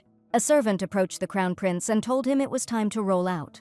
Li Hei set his sister down and explained he had to get going, time to clock in. The third prince thought it was hilarious that Xia was still acting all innocent around the crown prince. The main character exclaimed that made them even and bolted. Yongbin followed her annoyed and asked if she couldn't show a little class. They managed to ditch the servants in the end. The main character found out her brother had been hitting the books hard lately. Li Hua didn't know where that rumor came from, and the little one said there are no secrets in the palace. Xia figured it was all because of Her Majesty. The prince backed her up, 'cause when he said he wanted to get into martial arts, Mom wasn't exactly thrilled. Looks like the Empress is worried that Prince Yongwon might be seen as a threat to the Crown Prince's position. Also, our girl found out they're gonna be picking a Crown Princess soon. To keep Mom from stressing, the third prince decided to lay low and focus on his studies for now. Time went by and our main character started getting seriously bored. When the lady was feeling down, Chogai suggested they play some kind of game. Being born into the royal family is cool and all, but compared to her old life, there's not a whole lot to do around here. Xia decided to bring some sweets to her dad and brother, 'cause they'd definitely be happy about that. The main character had an idea and she was ready to make it happen. So she suggested the maid go to the pastry shop, where they make all kinds of desserts, including sweets and chilled treats. And that's how Shay's dessert adventure began. After a little while, the silky smooth pudding was finally ready. She messed it up a bunch of times with the heat, but she finally nailed it exactly how she wanted. Consort Yun tasted the dessert and admitted she never would have thought that combo of stuff could taste so good. Shay said she didn't even know how many times she tried to get it that perfect texture, and as soon as she did, she ran straight to her mom. She froze when she saw her mom's expression change. The woman covered her mouth, her eyes getting all wide and worried. But the next second, a smile popped onto the consort's face, and she told her daughter that everything was totally okay. The eggs gave the dessert a bit of a weird, raw taste, so the consort suggested her daughter add a little fruit syrup. Back when Yun was living in the ladies' quarters, she'd secretly bake sweets and share them with her friends. Growing up, sweets were just a dream for her, so she'd sneak treats from the women's quarters. She had no real family and bounced around relatives' houses until she landed in the palace service. She lost touch with her relatives pretty quick, but she still had one close friend, closer than family. When her relatives were short on food, she secretly shared her rations with Yun, even if it meant going hungry herself. Once her friend promised to grow up, make money, and come back to feed her until she was stuffed, but then she vanished. Later, Yun also ended up in the palace as a maid, never having fulfilled her promise to meet up with her. One time, a guy showed up at the palace pretending to be her cousin. Shia wondered if there was something going on between them, a little spark maybe. Yun strictly forbade the young lady from ever mentioning it. The main character wondered, back when Yun was still a palace lady, if someone was pretending to be family and coming to the palace. Shia was totally stoked to see her older brother. He and his buddy greeted the young lady with respect. The main character explained to the crown prince that she'd whipped up something tasty and wanted to take it to the empress. Li Hei got curious about what she'd made too. Shia promised to treat him next time, and the prince nodded, mentioning he was heading to archery practice. The crown prince promised to teach his sister too once she was a little older. The main character was happy and said that starting to learn a skill from childhood wasn't a bad idea at all.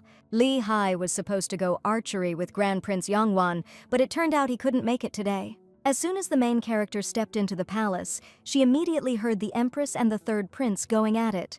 Shia realized she'd picked the absolute worst time to show up. She was about to leave when suddenly the third prince bolted out of his mother's office. Without a word, he just took off. The main character entered the empress's office and greeted her highness. The empress was pleased and invited the young lady to come in. Shia offered the woman her dessert, and the empress immediately appreciated its delicate sweetness. The main character explained that she was planning to learn gradually, to keep things safe. The empress knew that the princess was also still learning to write. Shia confirmed this, and added that the crown prince had promised to teach her horseback riding and archery. Noticing the empress's strange reaction, the heroine asked if it was impossible. The empress hadn't allowed her own son to learn those things, so she couldn't just let the princess do it. She tried to explain it was dangerous, but the main girl just said she'd have tons of guards around the crown prince. So Shia decided to ask Her Majesty if the awesome Prince Yongwon could study too. Li Hua was chilling by the pond when the main girl tracked him down. He knew for sure his sister had heard everything. Ever since Mom became Empress, the prince felt like she'd gotten distant. Since Shia managed to get Her Majesty's okay, she suggested her brother go learn archery and horseback riding. Li Hua was totally clueless how Shia pulled that off. The main girl just grinned and said that's the power of persuasion. The crown prince told his sister to quit goofing off and focus on her horse. Shia wasn't scared at all because there was no way she'd lose to Prince Yongwon, who was clearly freaking out. Li Hua just yelled out that he's not afraid of anything. Good thing he didn't become crown prince, because there's no way he could run a country with a personality that uncomplicated. And that naive kid in the novel becomes so cold and detached later on. Goes to show you, environment is everything. But now, the Grand Prince has no chance to meet the novel's main girl. She's supposed to bump into Li Hua by chance when she arrives at the palace, you know, introduce herself to the Empress as a potential princess. But right now that girl is way too young. Shia wondered if it was because of her that the main hero and heroine wouldn't meet. Though maybe it's even better if they don't. They'll live a life without all the drama and turmoil. After their lesson, the crown prince escorted the princess. The main girl was worried that the heir had time for this kind of thing, especially with all the servants following them so nervously. The heroine's starting to get the feeling her older brother thinks their games are just a day off. Still, she enjoys hanging out with him too. After the punishment order came down, Yongbin and Gyeonggon were locked up, and sometimes they'd start screaming like they were losing it. The crown prince decided to go check on them, but the main character still wasn't about to go see people she didn't like. Li Hei, as crown prince, has to do things even if he doesn't want to, but she is free to choose. The main character heard the screaming again. The crown prince covered her ears so the little one wouldn't hear anything. Once the sound stopped, Li Hei told his sister to eat well, only see good things, and think positive thoughts. And then he went to visit his brother. Since Li Hei's related to them on his mom's side, he's got to check in on them and see how they're doing every now and then. A little later, Shia found out she was gonna have a little brother or sister. That's why when Mom first tried that pudding, something felt off. Turns out it was morning sickness. The main character was curious, was it gonna be a girl or a boy?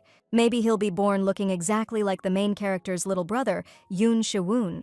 Shia decided to congratulate her mother personally. The maids asked the lady how it went, since Her Highness was probably super happy. The main character confirmed that's how it went down. But Shia noticed something was up with Baek, because she looked kinda out of it. Turns out the maid just didn't get why the people in the Crown Prince's palace were such jerks. The prince's personal maid told her to keep smiling. The main character rolled her eyes, because the Eastern Palace folks didn't like her either, and even now they were giving her the stink eye. How'd it come to this? Were they even messing with her servants? Of course, Shia couldn't just stand by and watch, since a pretty good idea popped into his head. The heroine offered the Crown Prince a dessert that the Queen had gifted her last time. Lee-ha got curious, wondering if she'd already offered this to his father.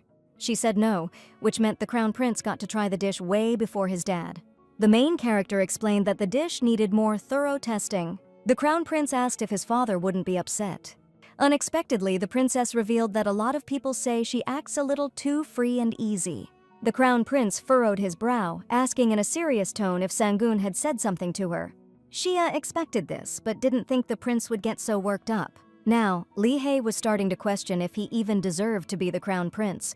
But that wasn't the whole story. The prince definitely wasn't like this before, so the main character couldn't figure out why he suddenly started thinking so negatively. She jumped up, asking if something happened again yesterday after his meeting with the second prince. Lee-hae didn't answer, but she knew how exhausted he was. The Crown Prince immediately pulled the main character into a hug. Soon, he'd have to take a princess as his wife. It's been so long since his mother passed, but he still didn't want to bring another woman into the house. If she hadn't become the Crown Princess, maybe she wouldn't have stressed so much and left us so soon. Shia asked her brother if he wanted to get her a gift. Dad still keeps the ring he gave the princess back when he was the Crown Prince. The main character revealed that he bought it while he was out and about with the common folk.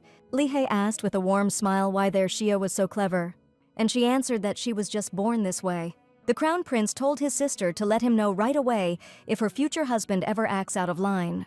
But Shia replied that if she doesn't like her husband, she'll just live on her own. But Lee-hae didn't get how you could live alone if you have a husband. The main character explained that when a husband passes away, the princess is free to live alone. That sounded like she was about to do something to her husband. The novel said that after the little princesses died, the emperor was devastated and couldn't have any more kids. But now, besides Shia, another baby is on the way. The prince reminded his sister that they were both members of the imperial family, but Shia decided if she didn't want to get married, she'd just ditch to another island with the cash the day before the wedding. Lee-hae told his sister to just let him know if she ever, liked someone.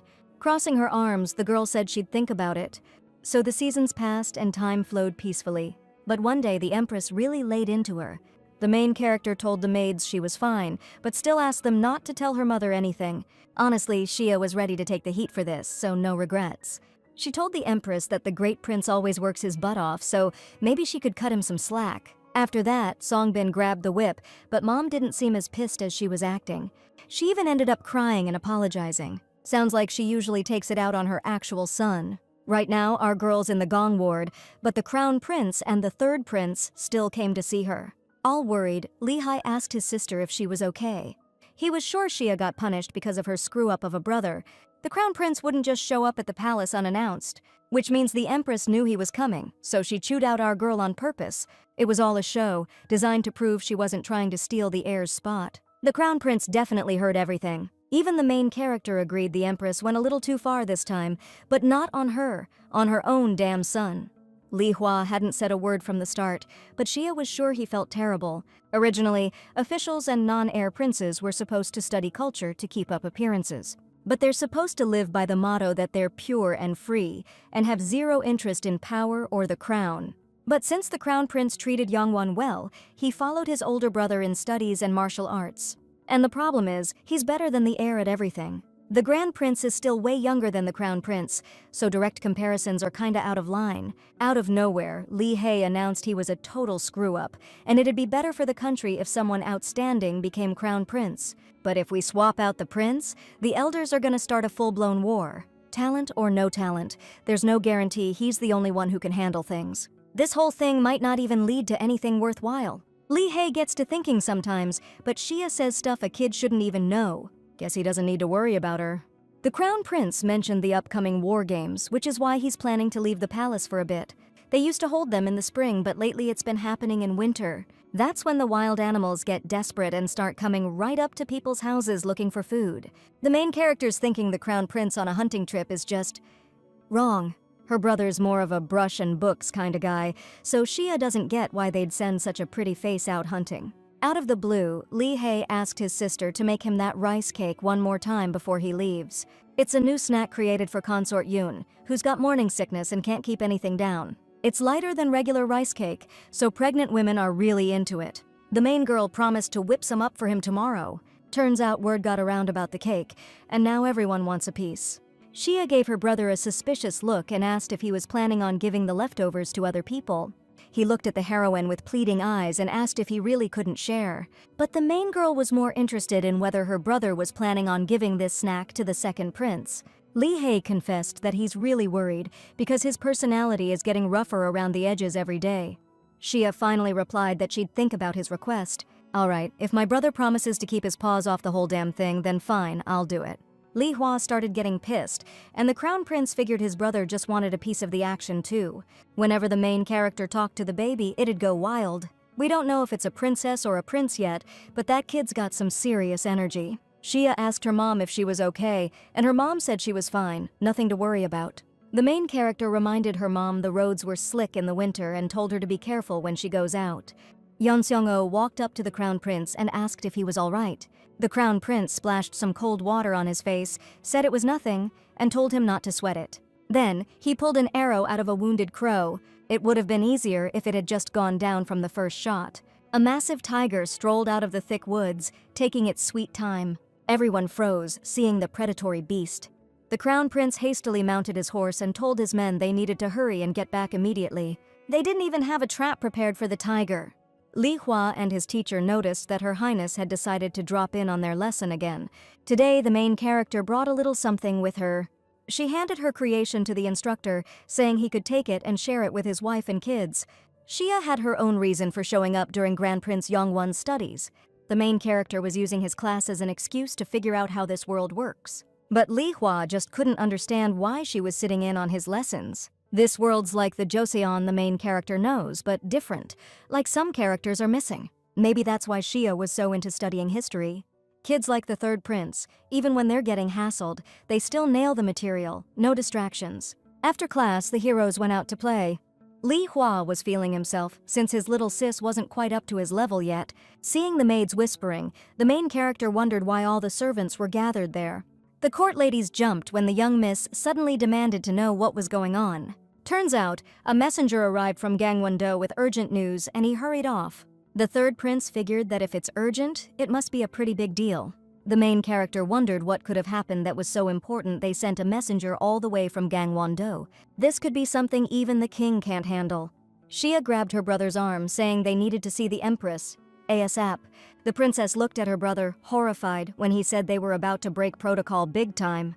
Lee Hwa was taken aback when his sister yelled that they needed to hurry. The little one threw the door open first. The officials started getting upset because they were told to let no one in during the meeting with the Empress. The third prince apologized to the Empress, saying he hadn't been able to properly look after his sister. He was about to leave, but Her Majesty asked him to stay. Grand Prince Yongwon and Shia need to hear this news. Soon everyone knew the Crown Prince had passed away tragically after a run-in with a wild animal. The main character couldn't believe it. Her brother promised he'd be back. Before he left home, the Crown Prince asked his sister to look after something for him.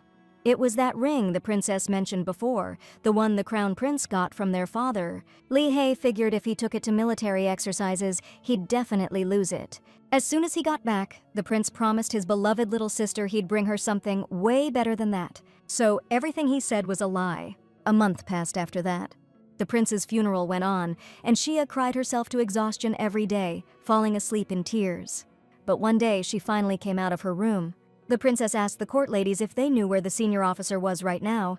They said he was completely healthy, but you couldn't trust those rumors either. Yosiano took a hit to the eye. The guy immediately jumped out of bed, even though Her Highness told him to stay put. The main character decided to get the real story from the senior officer, since everyone else clammed up. She still hasn't even seen her brother's body, and no one's told her anything about what happened to him in his final moments. It's messed up that she has to piece together what happened based on gossip.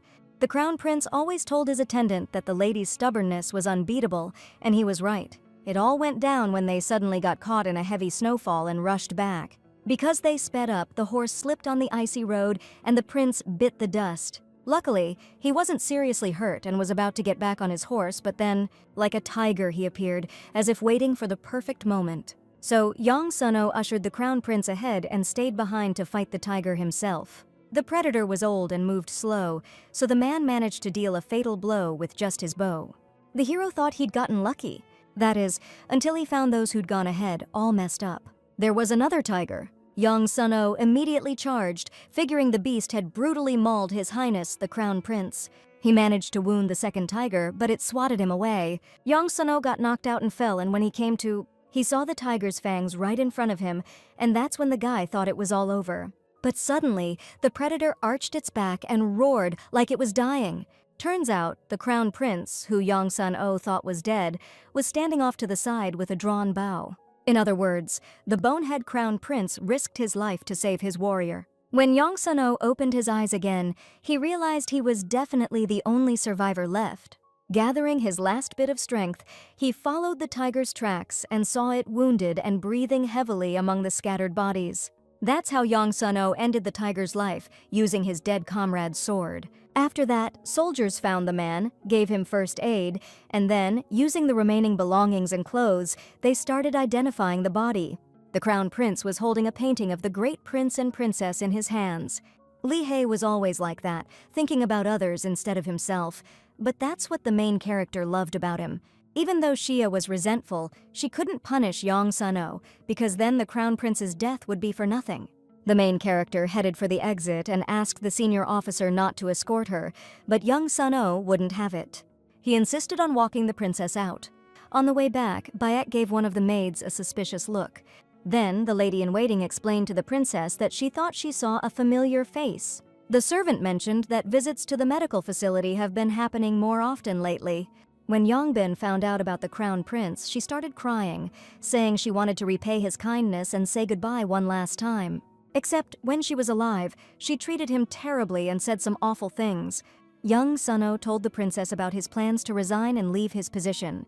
Shia's eyes widened, and she asked the man if that wasn't what the Crown Prince wanted all along. But the man served His Highness for years, and now he can't, and doesn't have the right to, serve a new master. Shia heard he risked his life and fought tooth and nail to become a senior officer. Out of nowhere, Yong Sun-oh told the princess that the Crown Prince was really looking forward to her growing up. He asked her to take care of herself, and she asked him to do the same. Then they said their goodbyes. Officially, the Crown Prince's death was announced as an accident, a fall from his horse, but rumors were flying. Just recently, the gossipy maids were whispering about someone getting eaten by a tiger, or that they heard weird noises. Beck told her, whatever she did, not to answer if she heard a voice calling her name. It means whoever got taken by that tiger gets turned into a servant, bringing it more prey. She spun around when a voice called her name, demanding to know who was there. A massive tiger stepped out of the shadows. The court ladies grabbed the young princess and bolted, trying to get as far away from that beast as possible. The main character was totally lost. What the heck was going on? Are there really ghosts in this world? Seriously? The maid carrying the princess didn't see a rock in the dark and tripped over it. She lost her balance and went down hard. Right above her, the main character saw the paw of a huge beast, and weirdly enough, a knife sticking out of it. But the tiger froze as soon as it heard the guards shouting. The massive predator turned and vanished into the darkness. Yon Song-oh came over with a medic to ask the princess if she was okay, and what all the screaming was about. Thank goodness those two showed up when they did. The main character felt a little bit better. Palace guards rushed towards the heroes in a heartbeat. The maids tried to explain what happened, but Shia told them all to shut it. The princess herself explained that a suspicious character attacked them and then bolted in the other direction. As soon as the servants left, Beck asked her mistress if they shouldn't report this to the palace guards immediately. But Shia replied that the voice was completely different and she couldn't mistake her own brother's voice. In all that chaos, she was the only one who saw it clearly. But that tiger's gait wasn't natural for him. He moved like there was a person inside. And most importantly, in the moonlight, the princess managed to notice something sparkling, and it didn't look like animal claws. So, this is the work of a human. Weird coming from a kid, but the main character didn't have time to think about it right now. Everyone in the palace already knows the crown prince died in that tiger accident, so the rumors are only gonna get worse. Just then, Ami ran up to the princess. She urgently asked her lady to go see Her Royal Highness Consort Yun right away. Apparently, the consort is bleeding out. Ami grabbed the doctor by the hand and dragged him to the consort's chambers. Freaked out by everything, the main character asked the servant what happened to make her mother suddenly start bleeding. She was fine before she had dinner and drank her medicinal tea. But then, out of nowhere, a young man's voice called out to Consort Yun. The main character immediately asked if it was definitely a human voice, and the court lady confirmed it was. Then some freaky thing jumped out at the lady, and she got so spooked she fell, and that's when the bleeding started. Shia couldn't figure out who would dare pull something like that on her sister. Turns out, lately the lady's been saying her stomach felt like a rock. Maybe it was all the stress with the crown prince, 'cause she felt awful the whole ceremony. The medicine they gave her only made things worse, so Beck went to the royal infirmary a bunch of times. But they checked her out and said it was just stress. Her sister's voice had never sounded so beat up before. Labor started 3 months early, and if anything goes sideways, it's not just the kid. Her life's on the line too. The concubine kept screaming, and Shia couldn't take it anymore. But then all of a sudden the screaming started to fade away. The tears started pouring down the main character's face the second the healer started freaking out and calling for the mistress. The princess bolted up right away. She threw open the door and immediately saw the terrified maids, begging the mistress to open her eyes. Yun slowly lifted her eyelids and looked at Shia. The main character touched her hand, and the woman whispered that she was so glad she came to her. She was so happy to be near her only daughter in her final moments. The concubine's eyelids closed and her heartbeat stopped.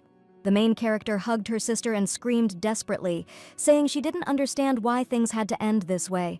Her brother, her sister, why does everyone keep leaving her? In the end, the main character passed out again and woke up in her room because of a bunch of voices. The emperor's ordered a funeral for Consort Yun, but it's gotta be low-key. After that, the maids were whispering about how if it weren't for the kid, none of this would have happened. Most likely, in the original story, her sister wouldn't have died, but because of the main character, fate got twisted. The crown prince couldn't escape his destiny either, and ended up kicking the bucket. Maybe everything she's been doing is all for nothing. Opening her eyes, the first thing the main character saw was Beck and Ami. Shia sat up in bed and immediately asked how the mother's baby was doing. From the maid's reactions, she knew the little one didn't make it. Shia was so looking forward to taking care of the baby when it was born and dreamed of watching him grow up healthy. The main character started crying again, and Ami tried to comfort her. The maid said His Majesty himself came and took care of her personally for days before leaving. Turns out Yongbin and Kyungwon came by too, but the maid specifically kept them out so they wouldn't pull any crap. They brought the princess some herbal tea. Suddenly, our girl remembers that ever since the crown prince's funeral, her sister's been getting worse after drinking that tea.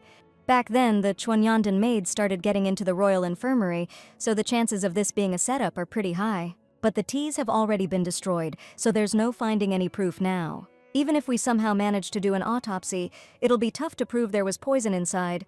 Maidbake told her lady to rest and not worry about things. But our girl hasn't eaten anything for days and has been lying flat, so she needs to start getting back on her feet. Shia had a ton of visitors these past few days. The Emperor and Empress, Grand Prince Yongwan, even the royal concubines sent people to check up on her.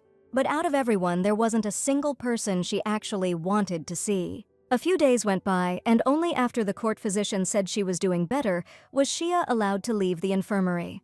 The first place she went was the room she used to share with her sister. Everything was pretty much the same, but now it was missing someone. Her sister's tomb was outside the palace, so she couldn't even visit. Her eyes went wide when she heard her sister's voice calling her name. And then, right in front of her, Shia saw her, crying her eyes out and grieving the loss of someone close. Looking at the picture, she realized it was her own funeral. Shia got closer to her sister, and she suddenly grabbed her hand, saying with a bloody mouth that it wasn't fair. The main character shot up in bed, jolted awake from a nightmare. It's just a dream, but the tears are starting again. Why now, of all times, did she have that dream? Shia decided to get some air, threw on a cloak, and quietly slipped outside while the other maids were asleep. Because the guards were focused on protecting Great Prince Yanwu, Shia was able to get out without any trouble. Truthfully, she didn't even know why she came to Treongdan. But the main character froze as soon as a familiar voice asked someone if the deed was done. Xia immediately ducked down and hid so no one would spot her. Just like the second prince ordered, one of Great Prince Yanwu's maids was taken care of.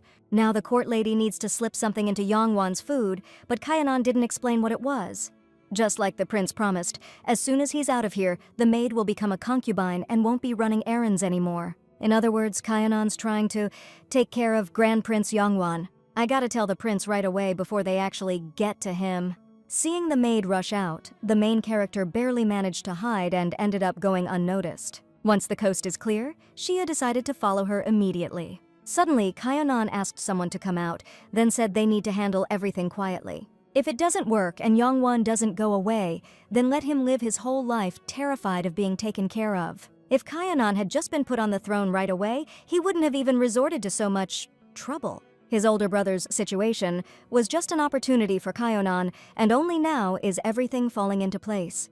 He pretended to be a hero, framed his older brother as a monster, and then poisoned Xia to steal the throne. Some guy asked the prince why he let the princess live. But Kaianan was sure a pathetic creature like the princess couldn't stop him, and she'd be begging for mercy any minute now. Besides, her cooking's pretty decent. Now the main character understood why he kept her around. The great prince was super surprised when Xia found him. The main character ran into the room, overjoyed to see her brother alive. Yangwan took her hands in his and asked, worried, why she was so cold and barely dressed. Then the prince guessed his sister had a nightmare and ran here because she couldn't sleep alone. The main character lied and said that's exactly what happened. Yanwu gave a warm smile as soon as the princess asked if she could stay with him here all night. Xia settled down, and the prince mentioned he couldn't sleep, so he wanted to read a book. The main character noticed dried plums on her brother's desk, and Yanwu explained they were brought to him as a snack, but he didn't feel like having them. The princess asked to eat one, and Yanwu, of course, gave her permission. Turns out, the prince is hitting the books right now because without them, his mind starts wandering to dark places. Ever since that thing happened with his older brother, Yanwu wants to visit Xia more often and look after her. She was so thrilled when she found out she was getting a little brother, so now the prince is determined to take even better care of her. Suddenly, a scene flashed in his mind, his sister asking for another plum, and when he turns around, he sees a specter, its mouth covered in, well, let's just say something really unpleasant. Yanwu couldn't figure out why he suddenly remembered that. Just to be safe, the great prince decided to turn around and check on Xia. The little girl's mouth was completely smeared with blood. She closed her eyes as the prince jumped up, grabbed her, and frantically yelled for a doctor. With her last bit of strength, Xia squeezed out that if anything happened, he had to become a good ruler. Yanwu's eyes widened and the main character lost consciousness. The great prince started wailing, clutching the precious person he loved to his chest, screaming her name. That night, the princess woke up her maids and told them to follow her to the great Prince Yanwu. She ordered them to absolutely catch the person she asked them to detain and not let them get away under any circumstances. After that, he needed to be brought to the inner courtyard immediately. If the ladies-in-waiting said it was the princess's order, Her Imperial Majesty the Empress would take care of everything else.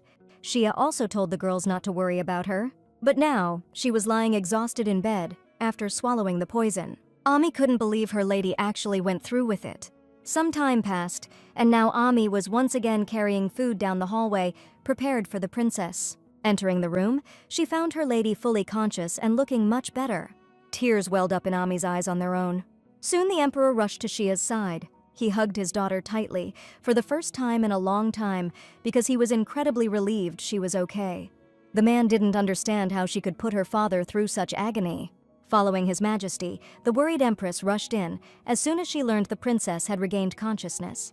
The healers said it's a straight-up miracle the lady survived in that condition. Xia wanted to ask what happened after that day, but the vibe was so heavy she couldn't even open her mouth. Honestly scarier than when Dad's pissed. The silent great Prince Yangwan, just sitting there, not saying a damn word. He stayed even after the emperor and empress left, and then finally spoke, making Xia jump. You could see the worry and judgment in his eyes. He wanted to say something, but then changed his mind and told his sister to rest, even though she couldn't with him around. Turns out Yangwan's now the crown prince. Xia congratulated him, and that's when her brother snapped, saying it didn't mean anything, because she was practically knocking on death's door the whole time. Yangwan asked if she even had a clue what he felt when he saw her coughing up blood. And now Shay's acting like nothing even happened. The main character hugged her brother and apologized, saying it was all her fault. Youngwon held her tight and cried for the first time in ages. Honestly, Shay didn't even think about him, even though the prince suffered just as much as she did. Yongbin pushed his sister back slightly and asked, outraged, if she knew those snacks were tainted. He clearly remembered that she apologized to him. Plus, she came to his chambers alone, without her ladies-in-waiting, who ended up grabbing the maid who brought the persimmons. Usually, Yongbin was a bit slow on the uptake, but suddenly he's insightful. After calming down, the prince said that no one, not even Shay, would deliberately ingest something like that, so he was just talking nonsense. The prince explained that he was thrown for a loop by the testimony of that very maid who brought the persimmons. This broad was playing dumb at first, saying she knew nothing, but with Shia practically kicking the bucket, we had to persuade her to talk. She finally cracked and admitted to spiking the medicine Prince Kenan gave, though she claimed she didn't know what it was. Turns out she was telling the truth, because they found poison stashed in the second prince's room. And the attempted poisoning wasn't the only dirt they dug up. Apparently they were putting the whammy on his brother back at the estate. Back then, curses weren't just some fairy tale, so you couldn't just brush them off. The old man hit the roof and was ready to have them all executed on the spot. But they were still mourning the older brother, and there'd been one tragedy after another. So Kenan got stripped of his title and banished. Right after him, all the officials in that weasel-left minister's inner circle got exiled too. That bummed out Shia, and then her brother dropped the bomb that they were being shipped off to different regions for forced resettlement. It's a punishment where the prisoners locked up so high, it's like no light can even get in. The only connection to the outside world was this tiny hole they'd pass food through. The main character's eyes went wide as her brother asked if she was okay. Shia gave him a warm smile and said she was fine. Soon spring arrived, birds were singing their hearts out, and warm sunshine and a fresh breeze greeted Shia. But much to her dismay, the main character felt absolutely no joy from having survived. The princess was informed that the crown prince was looking for her. Shortly after she regained her health, that title was officially bestowed upon our main character. If anything was unexpected, it was that the emperor, empress, and crown prince kept sending people to Shia. The main character wondered if her brother had only called her over for a snack. Just like she thought, Yeonwoo's treats weren't like anyone else's. The crown prince didn't get why his sister was growing so slowly, like she was deliberately skipping meals. Shia wasn't gaining the weight she needed to, and it was starting to worry Yeonwoo. According to the healer, the main character's body was weakened from some incident, but otherwise, she's fine. Today, Shia heard that they were starting to choose a bride for the crown prince, and Yeonwoo flinched at those words. The prince really didn't want that. The main character exclaimed that it was the wisdom of the elders, aimed at the well-being of her older brother. If this little one keeps listening to nonsense, Yeonwoo might have to tell the princess's maids to keep their mouths shut. Out of the blue, the prince asked when she was planning to start studying, since he knew she had a talent for math. Look, Shia was just trying to make things easier for the crown prince, so she introduced Arabic numerals and statistical charts. The main character didn't want to answer the prince's question, so she bolted. She decided to take a walk because she was feeling a little lighter now. The princess stopped dead in her tracks when she suddenly heard a kid's voice. Turns out it was some kid she didn't know, and he told her she was super pretty. The main character walked closer to him and asked the little guy where he came from. The boy said he got here with his sister and aunt because his dad did something awesome in battle, and they were invited as a reward. Then the kid, all excited, asked the main character who she was, because she was way too cute to be a servant. Shia awkwardly asked if there was some rule that said palace maids couldn't be beautiful. She decided to change the subject and asked her new friend if he shouldn't be looking for his family. The kid was stoked, saying since he'd already made it to the palace, he didn't want to leave right away. Besides, there were some seriously hot maids hanging around. The main character held out her hand to the boy and offered to show him around the imperial palace grounds a bit. The kid was totally blown away by how beautiful the palace was. The main character hadn't talked to someone so openly in ages, not counting the current crown prince. Suddenly, the new acquaintance's stomach let out a loud rumble. So, the kids went and grabbed some castella, which they'd snuck out of the bakery earlier. The main character told the boy that this egg and rice cake was all the rage right now. The little dude was freaking out over the flavor. As soon as they finished their snack, the main character decided to take her new friend back to the palace to be with his family. But suddenly, a huge black crow appeared over the princess's head. The boy immediately pulled Shia close, saving her from the bird's sudden attack. But it turned out the crow didn't actually mean to attack.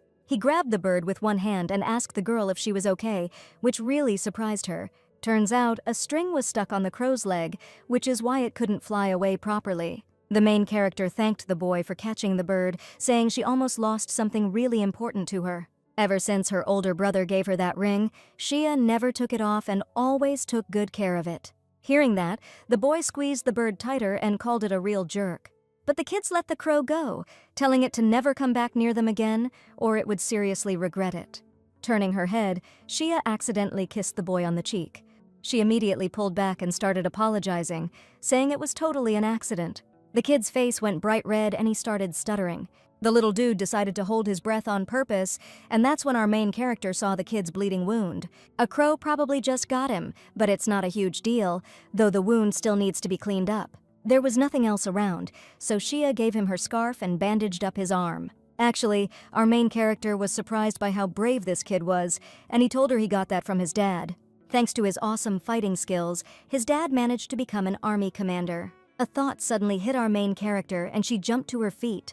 The boy was saying he came here with his sister, so Shia found out she's 14 years old, which is the same age as the crown prince, meaning she's a candidate to be Yongwon's wife. The main character grabbed the kid's hand and, without explaining anything, hauled him along. The crown prince straight up asked her if she'd be his bride.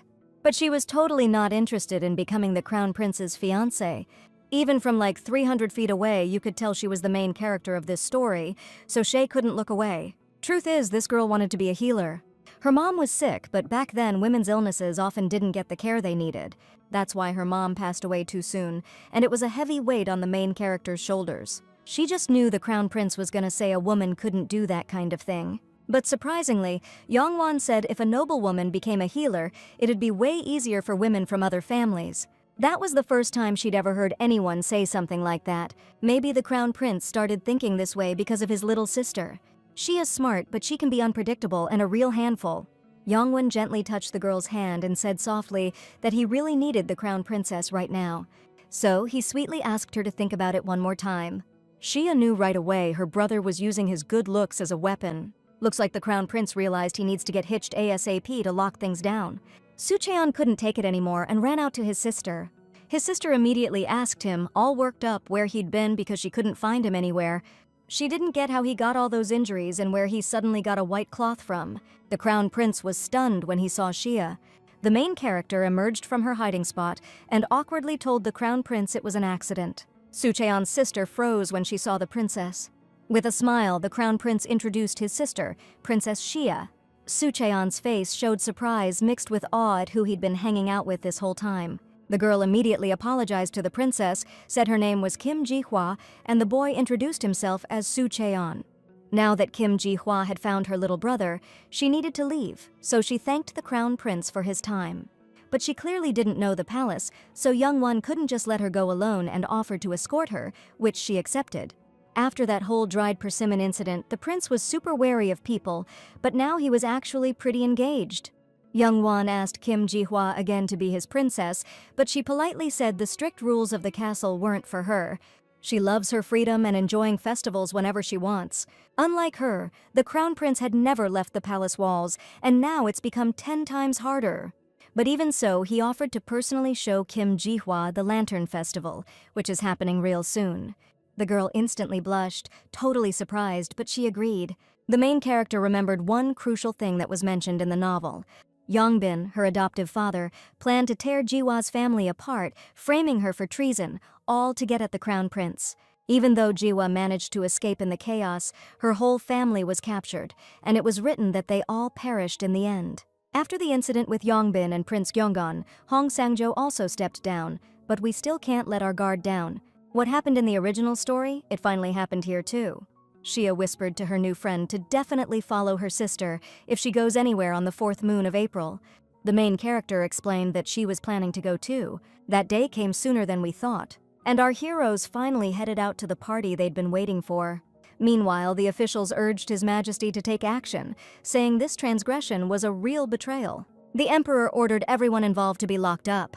Sucheon asked the princess if she liked dried persimmons, since people said they were super tasty. Shia sheepishly admitted she wasn't a fan, but she suggested they go get some honey cookies together instead.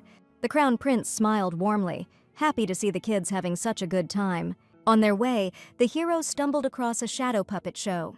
Sucheon grabbed the princess's hand and pulled her along, wanting to check out the show together. The main character freaked out when some dude in a tiger mask just popped up right in front of her, frozen like a statue. Sucheon noticed the princess's weird reaction, so he suggested they head back, saying it wasn't as interesting as he thought. Stepping aside, the kid promised the main girl he'd always protect her from any danger. Shia smiled and said she'd be counting on him. The crown prince bought some lanterns and suggested they go up on the fortress wall and launch them together. The main character said she was tired and wanted to chill for a bit, and Sucheon agreed. Truth was, Shia knew her brother came here to hang with Jiwa, not babysit her. In the original story, that girl makes it out okay, so no sweat, Youngwon's got her back. Soon, the princess and her friend arrived at the house Jiwa rents every year for the Lantern Festival. Looks like we can finally breathe easy, huh? Honestly, the main girl was freaking out, but they were having a blast until their feet were killing them. But that's still way better than if things had stayed the same by the end of the Lantern Festival.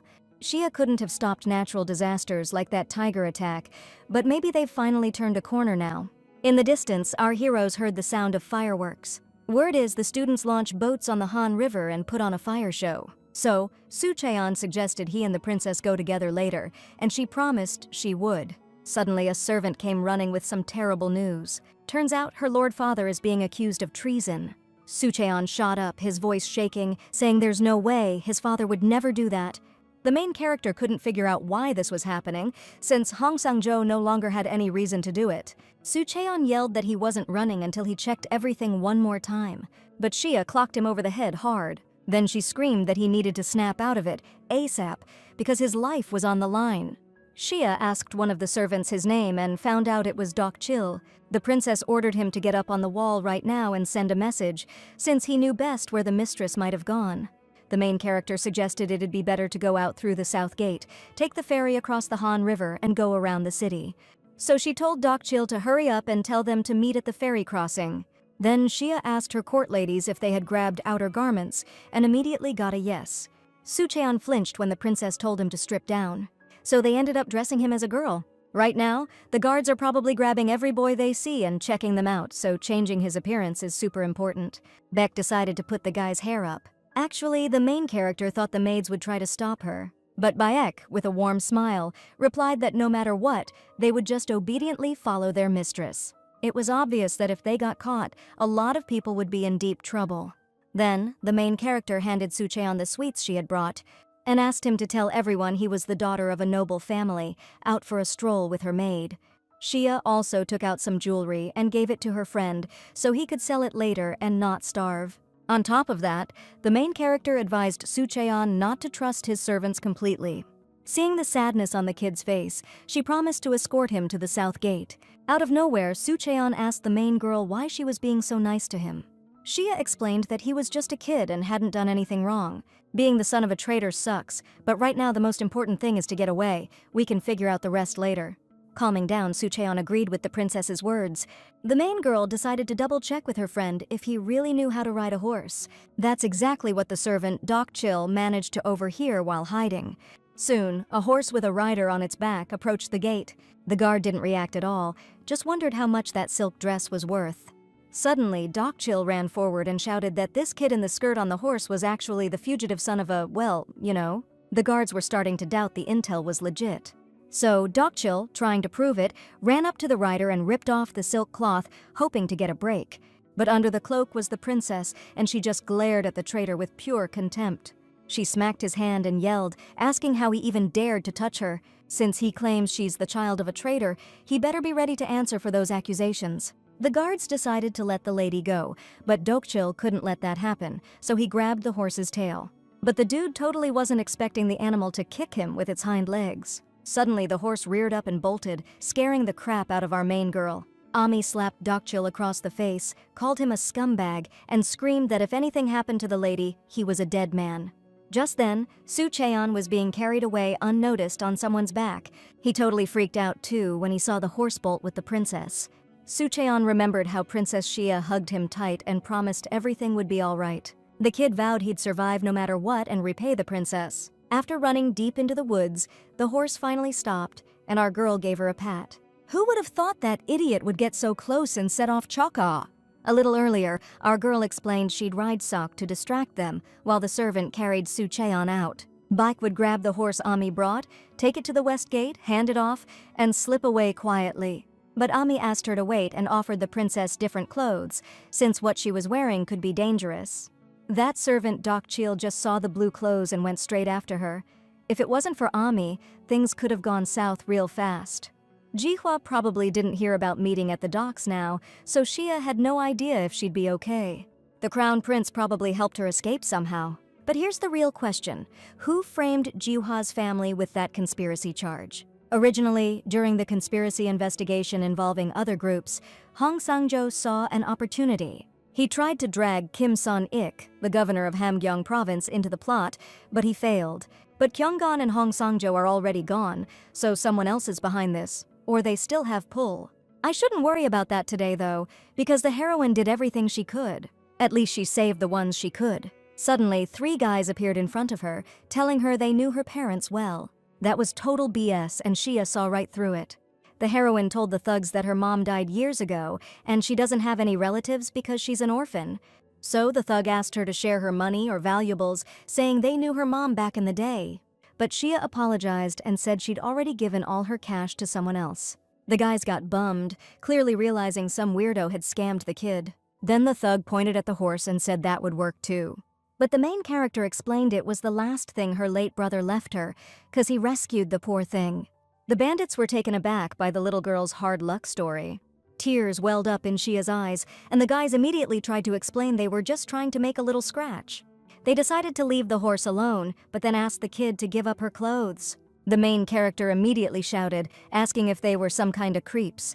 A quiet chuckle came from nearby. A guy steps out of the shadows, says things didn't seem that dangerous, so he was just gonna stroll on by. But bullying a young lady to tears? That's just not cool. The gang leader was stoked, 'cause he figured he could handle a grown man way different than a little girl.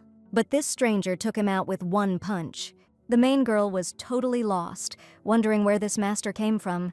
Once her savior had dealt with everyone, he asked her if she was headed toward the south gate. The stranger said he'd go ahead and told her to keep her distance and follow him. The main girl gave him a warm smile and thanked him for the help. Before long, they got to where they needed to be. Since the young lady's escorts were already waiting for her, her savior decided to take his leave. The main character thanked him, finally getting a decent look at his face. The guy took off, and the main character explained to Beck that this man had escorted her here.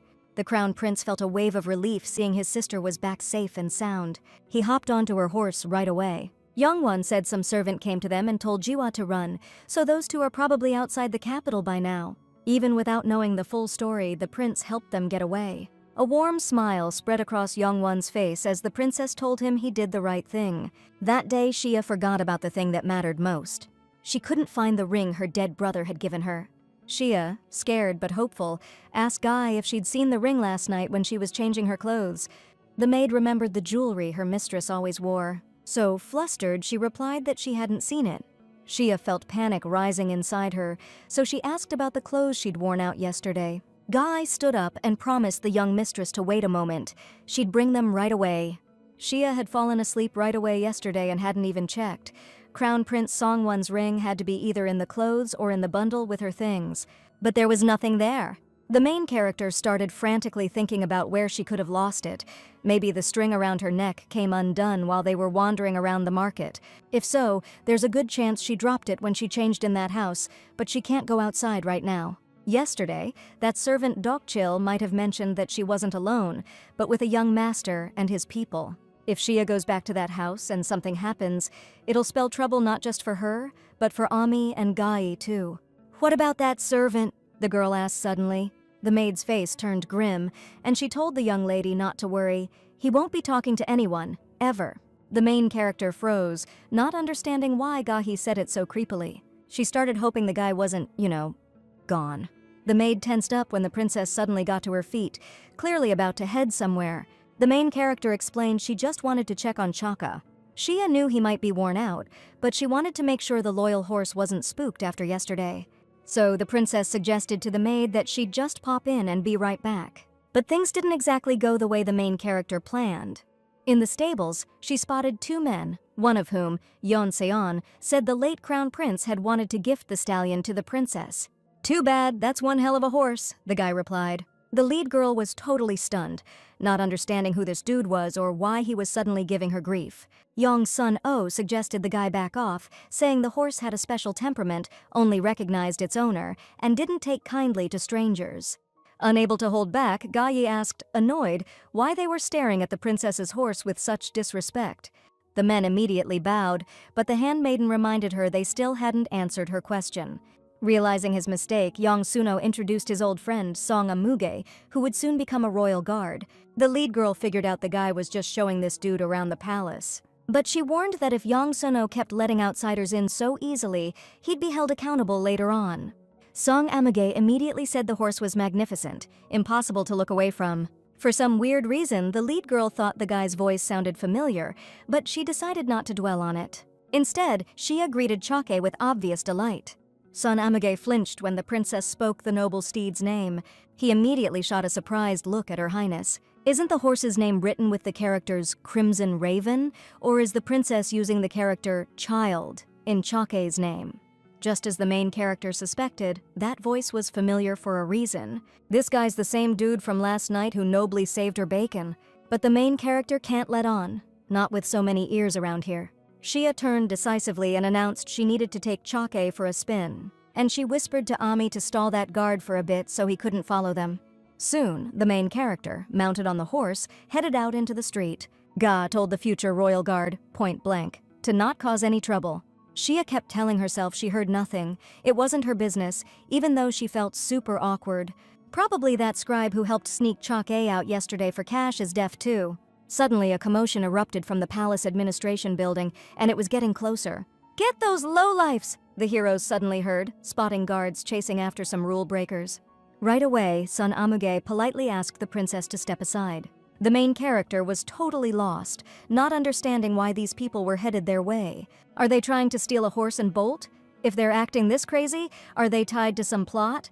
Son Amuge stepped forward and announced it was the princess's horse, and if they didn't back off, he'd be forced to use force. The dude cursed in frustration and told the obstacle to get lost, swinging his arm at the same time. The future royal guard knew his opponent wasn't backing down, and his face turned stone cold. He dodged the blow with a slick duck. That threw his opponent for a loop. Then, Son Amuge landed a haymaker to the jaw, shutting down any chance of a follow-up. The guy went down hard, out cold. Meanwhile, his buddy had already sprinted to the horse, shoving the maid aside and yelling at her to get lost. Son Amuge spun around, realizing he'd screwed up. By then, the troublemaker had already hopped on the horse. But Chake wasn't sweating it, which made the guy freak out and yell, "What's happening?" The second the horse reared up, our hero's fingers let go of the reins. The dude went flying right towards the main character. Time seemed to freeze. Shia knew she had to move, but her body just wouldn't respond. Gayi, the maid, looked absolutely terrified. All the main character could do was throw her hands up, hoping it would somehow protect her from getting seriously hurt. At the last second, Son Amuge managed to reach the princess and save her. The guy wanted to make sure Her Highness was okay, totally clueless about what was happening behind him. And just then, the runaway horse was charging right at them. Seeing that, Son Amuge felt a jolt of pure adrenaline that snapped him back to reality. He told the princess to hold on tight, and then he dodged again, narrowly avoiding disaster. Just when Son Amuge thought they were in the clear, Her Highness freaked out, screaming that another one was coming right at them. The damn horse was charging straight for them, practically on top of them. Son Amuge threw himself on top of the princess, but the horse just leaped right over them like an obstacle. Finally, the danger passed. Her Highness was informed that the servants managed to calm the crazed horses. Shia really thought she was a goner there for a second, but then she suddenly noticed something weird in her hand that made her freeze, realizing what it was. Opening her hand, the princess saw some hair falling out. The whole time, Shia hadn't been holding onto a hat string or her clothes, but onto her savior's beard. Seeing the man's red beard, the main character felt incredibly embarrassed and didn't know what to do. The best solution seemed to be to fake a faint, but without realizing it, the girl actually drifted off to sleep. I only woke up when a familiar voice told me to open my eyes. My father was sitting next to me, telling me he was scared out of his mind when he heard I'd passed out. Luckily, I'd just fallen asleep. The thing is, I couldn't believe I could sleep at a time like that. I guess I was still wiped out from yesterday. I sat up and apologized for making everyone worry. The Emperor told me not to forget that he's always worried about me, and he couldn't face Yoon if anything happened to me. I nodded, and then I noticed that that guy was here too. Even after meeting him a second time, I couldn't get used to it, since I'd repaid his kindness with, well, you know. The Emperor chuckled and asked me what was up with me. I looked at the Emperor, confused when he mentioned he'd heard Sun Yun saved me today. He was obviously talking about that soldier, but what was really weird to me was that Sun Amage knew my dad personally. The guy said it was his duty and that he only scared Her Highness, which he deeply regrets. But the Emperor knew this was the man who saved the princess from the rebels, so he asked Sun Yun to name his desire. A look of sadness crossed Xia's father's face when the guard asked for some time to live in peace. The Emperor told him he could stay in his position for now, and if he changed his mind, he should let him know. Sun Amage thanked His Majesty for his generosity and left the chambers. Surprisingly, the Emperor saw him off with a warm smile. Noticing this, the main character immediately asked who that man was. Turns out the Emperor wanted the Crown Prince to use him for something important, but it looks like that won't be happening anytime soon. Xia couldn't understand why she hadn't been told anything, and she immediately wondered if the Crown Prince knew about it. Half a month later, in the Eastern Palace, Li Hua was taken aback, asking his little sister if she'd really cooked all this herself. The Crown Prince knew right away Xia wasn't just dropping by, but she told him not to say it like that, since she'd been stuck in her room this whole time. But now she doesn't have to worry, since most of the conspirators have been rounded up. Lucky for them, Su Cheon and Ji Hua managed to get away, and now nobody knows where they are. But the one who could have been a princess is now the daughter of a rebel, which is just messed up. She'd really hit it off with the Crown Prince, since she knew a ton about medicine and was easy to talk to. The main character realized her brother was still into medical texts. Ever since the day she ate those poisoned treats, he's been studying them non-stop. The thing is, Xia still has no clue what poison she took back then, and it's driving her nuts. The main character decided to ask her brother if he happened to know the son who saved her. Li Hua asked his sister if she knew anything about the Chet Ha-min, spies who infiltrate foreign lands for intel. But the Crown Prince definitely wasn't expecting his sister's calm voice when she said she'd heard of them. Still, he explained that this soldier used to be a Chet Ha-min, who wandered the borderlands for years. He'd disappear for years at a time and everyone would think he was dead, but he always came back alive. No wonder Xia thought he moved strangely. This guy's got a serious combat background. After all those years in those conditions, he probably really wants to retire now. It's probably time to dream of a quiet life. But a talent like that can't just be wasted, so the Crown Prince thinks he should be used until he's ancient. Xia noticed that her brother already had shadows under his eyes at his age, but Li Hua couldn't help it. Duty comes first. Becoming the Crown Prince, he finally understood how amazing it was that their older brother managed to find time for them. Hearing that, the main heroine froze. Then she gave Li Hua this awkward smile and explained that his older brother wasn't as hard on himself as he was. Besides, Prince Song-won became the heir practically right out of diapers. Plus, in their memories, their older brother will always be 20 years old. Li Hua agreed with Xia. It's pointless to compare, but these thoughts just won't leave him. Maybe if his brother was still alive, the rebellion wouldn't have happened. To which the main character straight up replied that whoever planned it would have made it happen anyway. Xia told her brother to stop filling his head with garbage and to think about his own well-being instead. Would Li Hua really prefer those poisoners who are always trying to off his half-brothers? The main character smiled as soon as her brother laughed and replied that her words are always crystal clear, and he likes that. So Xia decided she's going to go look for him. But for everyone else, it's going to be a secret. So yesterday, the main character charmed the Crown Prince, and this morning she made an appearance before her dad and the Queen. That means nobody's going to be looking for her for a while. The kid even managed to sweet-talk the palace maids, so this getaway should be flawless. Everything was going smoothly, until the main character got stopped in her tracks and asked where she thought she was going. The main character snapped, asking if it was against the rules to just take a stroll. Sun Amuj responded that it was a huge deal, that the young lady had left the imperial palace. Xia stared blankly at the familiar soldier. The guy looked totally different. Maybe it was because he shaved his beard. He looked like he'd dropped 10 years. Suddenly, the main character realized she'd completely spaced out. The princess gave the soldier an apologetic look and said she was sorry about his beard, and that it must have hurt like hell.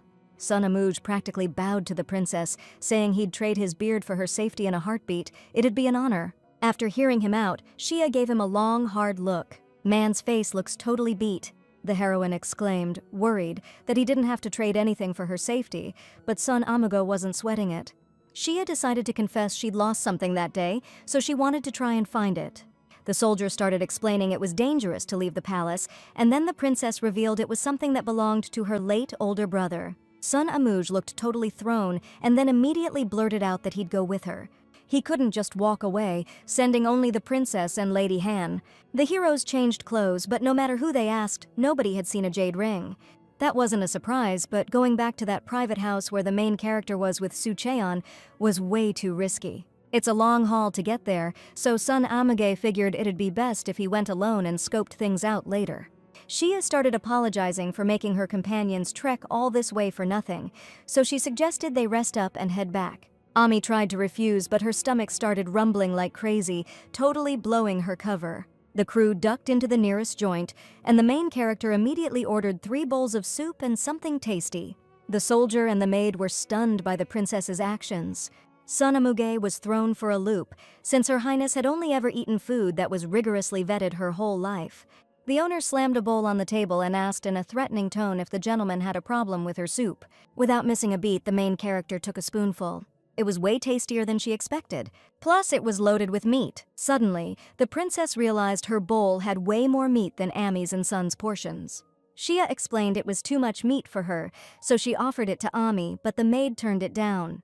Chewing his food, Sun Amage told the princess she was really something else. His words totally caught the main character off guard. Soldier Sun choked when the princess whispered, asking if he used to be a, well, you know. The guy confirmed what she said, thinking to himself, who filled this kid's head with stuff like that? But what he really wanted to know was, wasn't she even a little bit afraid of him?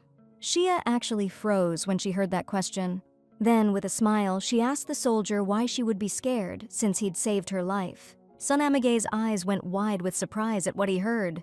The soldier agreed with the princess's words. Suddenly, the main character's attention was drawn to something happening behind her escort. Kids were desperately begging passersby for even a single coin, but people just got angry, shoving them away dismissively. Shia couldn't just let that slide. She called out to the kids and asked if they had a minute. The main character explained that she'd lost her jade ring near the South Gate on the day of the Lantern Festival. But suddenly the older kid shouted, all worked up, asking if she thought they stole her jewelry. His outburst seemed weird to the main character.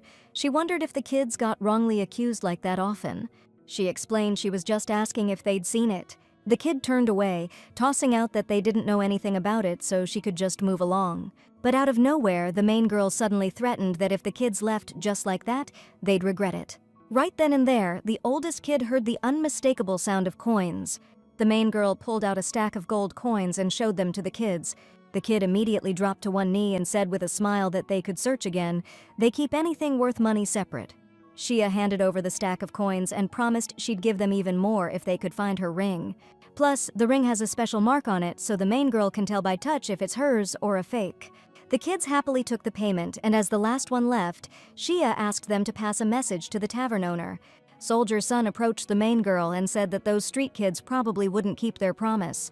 Spreading her hands out, Shia replied that if that was the case, there was nothing she could do about it. And then she suggested finishing the soup that was left on the table. Soon evening arrived, and the soldier Sun advised the princess to return before dark. Shia stood up, deciding to leave the money with the landlady. Just because the kids might break their promise doesn't mean she has to lie too. The princess mounted her horse when suddenly the guard's son approached and asked if she was sure she wanted to just leave like that. The main character sadly replied that she probably really wouldn't be able to find him. The soldier son didn't answer, but looked at the princess with sorrow. But the road back to the imperial palace turned out to be not so simple. The main character froze, staring at what was happening in front of her. Several men were kicking those very kids, the ones Shia gave the coins to, and asked to find the ring. The older boy hugged his little sister tighter and shouted that he didn't steal the money. To which the man smirked and, grabbing a handful of coins, asked where paupers like them would even get so much money. Seeing the princess getting antsy, Private Song told her to hold up, he'd figure things out right away. The kid's eyes started burning with rage. He took off like a shot and demanded the guy give him the money back, but he just got kicked away like trash. It hurt so bad he couldn't even breathe right, and tears started welling up in his eyes. The guy raised his foot again and said, all pissed off, that thieves like that need to be taught a lesson. Shia yanked the reins and that thoroughbred took off like a rocket. The guy who was messing with the kids was stunned, totally froze when this dude suddenly jumped him and grabbed him by the neck, and then slammed him flat on his back. In a calm voice, the guy explained that you just can't go around hitting innocent kids like that no matter who they are. The hero started complaining, not understanding the stranger's actions, because it was the kids who stole the money, and he was just trying to set things right. Shia jumped when Chake stamped his hoof on the ground, and then the main character yelled for the horse to stop, because right now, she was charging straight at the man who was just laying into that kid a couple of minutes ago. But Chake decided to ignore his rider, so the beast kept charging full speed at the guys who were hurting the kids. He reared up right in front of one of them, but Chake calmed down immediately, and the main character apologized to the man, explaining that her horse doesn't like violence. It's dangerous here, so Shia asked the man to step back, because Chake doesn't always listen. If the horse accidentally steps on you, you'll be looking at a broken leg. Shia could pay for the treatment, sure, but who wants to limp around for the rest of their life? The hero immediately scrambled backward, scared. And then he started begging the girl to stay away. The crowd started chuckling when this dude started showing how scared he was. The main character let out a heavy sigh, and then told Chake that they could go. A buddy immediately ran up to the brunette to see if he was okay, but the guy bolted, telling him to leave him alone. The main character immediately got off her horse and asked the kid if he was all right. The boy, fighting through the pain, said he was fine. Shia suggested the kid go straight to a healer, but the boy said he didn't have the money for that. In that case, the heroine offered to send him to a free clinic, but the boy asked her not to worry about him. But suddenly his body gave out and the kid passed out. Soldier Son scooped up the kid, and the main character let out a heavy sigh the moment he asked what they were gonna do. So they ended up heading to the free clinic. The healer saw his patients out and immediately spotted the new arrivals. Soldier Son, carrying the boy on his back, told him this kid was unconscious after a beatdown by some thugs and needed help ASAP. The healer's eyes shifted to the battered boy. And then, with a guilty look, he replied that they were short-staffed too, so there wasn't much they could do. The heroes would have to try a private clinic. The main character realized they were picking and choosing who to help and who to leave behind. An idea immediately flashed through Shia's mind. She tugged on Ami's dress and, with feigned sadness, asked if maybe they should go see the princess. The maid was taken aback by those words and looked at Her Majesty in confusion. Right then, Sun said that if the princess knew, she'd definitely help, but we shouldn't bother her with every little thing. The healer was stunned to hear they actually served the princess. He immediately asked the heroes to wait a bit, promising to check the empty beds and be right back. Figures, power always comes first. Soon they found a room for the kid and got him some help. His eyes snapped wide open and he started frantically looking around at the unfamiliar surroundings. The main character perked up, seeing the boy was awake. She immediately told him to take it easy, since he'd passed out and was now in the infirmary. Shia decided to ask the boy where his parents were, but he snapped back that it didn't matter. He angrily told the girl not to pity him, saying she just got lucky being born into a good situation. Just then, Soldier Song walked into the room. The kid froze as soon as he heard the guy call that weird chick Madam. Now he felt awkward asking anything after that outburst. Understanding the situation, Shia quickly explained that the girl was fine and waiting outside with a servant. The kid declared firmly that even though his money was gone, he was still gonna get the job done. But suddenly, Soldier Song held out his hand, and out of nowhere there was a pouch full of gold coins. The main character asked her escort, surprised when he'd managed to snag those. The guy calmly replied that it happened when he was subduing that other dude, and he just grabbed him. The kid was taken aback when the girl said with a smile that it would be risky for him to hold on to the money. But Shia wasn't just gonna give it to him and take it back. She just wanted to get it to him another way. The dude was clearly intrigued by what this girl was saying. So he asked her what she was getting at, because the girl totally gets that, at the end of the day, these kids gotta eat too. Shia said she'd explain to the tavern owner where she was and pay so the kids could come by every day and ask for food. Hearing that, the kid's face lit up like a Christmas tree. With that settled, the girl got up and said she was heading out, so now the boy had to listen to the healer and chill out while he got better. Even though the main character told him to stay put, the kid jumped up and begged her to wait. And then, out of the blue, he asked when she'd be back again. The princess couldn't say for sure, but promised she'd definitely come back later and see him. The main character asked Soldier Song to let her know ASAP if the kids found the ring, and the guy gave her a nod and a smile. Shia turned back one last time and wished the boy a speedy recovery. Her words surprised the kid. No one had ever treated him like that before. Soon, his little sister was allowed into his room, and they fell asleep, feeling safe for the first time in ages. Soldier Sun shifted his gaze to the princess. The main character felt it. For some reason, right then, Soldier Sun was looking at her with a weird expression, and Shia started to feel a little uneasy. The man apologized and confessed that, actually, when he sees her, he's immediately reminded of a childhood friend. Even though he looks different now, he was small and weak as a kid. It sounded so absurd that she didn't believe it. It was so bad that even the stray dogs from the village used to torment Sun Amuge, and then a kid from next door stoking the fire grabbed a poker and defended him. Even though they can't meet anymore, when the man sees the princess, he starts to feel happy, remembering that friend. The main character glanced at her escort, and sure enough, a faint smile was playing on his lips. Shia then suggested they meet more often, which definitely surprised the Soldier Sun. But that'll only be possible if he doesn't decide to retire, which he's been thinking about lately. Soldier Sun smiled and said warmly that she was truly kind and generous, but he strongly urged her to avoid dangerous stunts like today, because if anything happened, he'd be devastated. Shia immediately apologized, saying she didn't do it on purpose, and explained she couldn't stop Chake when he bolted ahead. With a sly grin, the man replied that the horse was pretty smart and probably understood his mistress's intentions. The main character decided to change the subject, saying there are so many indifferent people in the world. The kid was getting beat up, but nobody stepped in. Shia chuckled when Soldier Sun suggested those lowlifes probably had someone protecting them. That's why they were scared. "Mister, spare some change?" the main character suddenly heard. Even grown-ups were begging for handouts, and surprisingly, people were giving them. Turns out the capital's crawling with beggars, way more than our girl thought, all thanks to this transplanting method. It's a rice-growing technique using seedlings, which boosts yields and efficiency, but leaves a ton of people jobless. That's why our main character wants to cut down on the number of beggars by giving them work. Seriously, this is exactly what the officials should be doing. Like, you could set up a professional soldier system.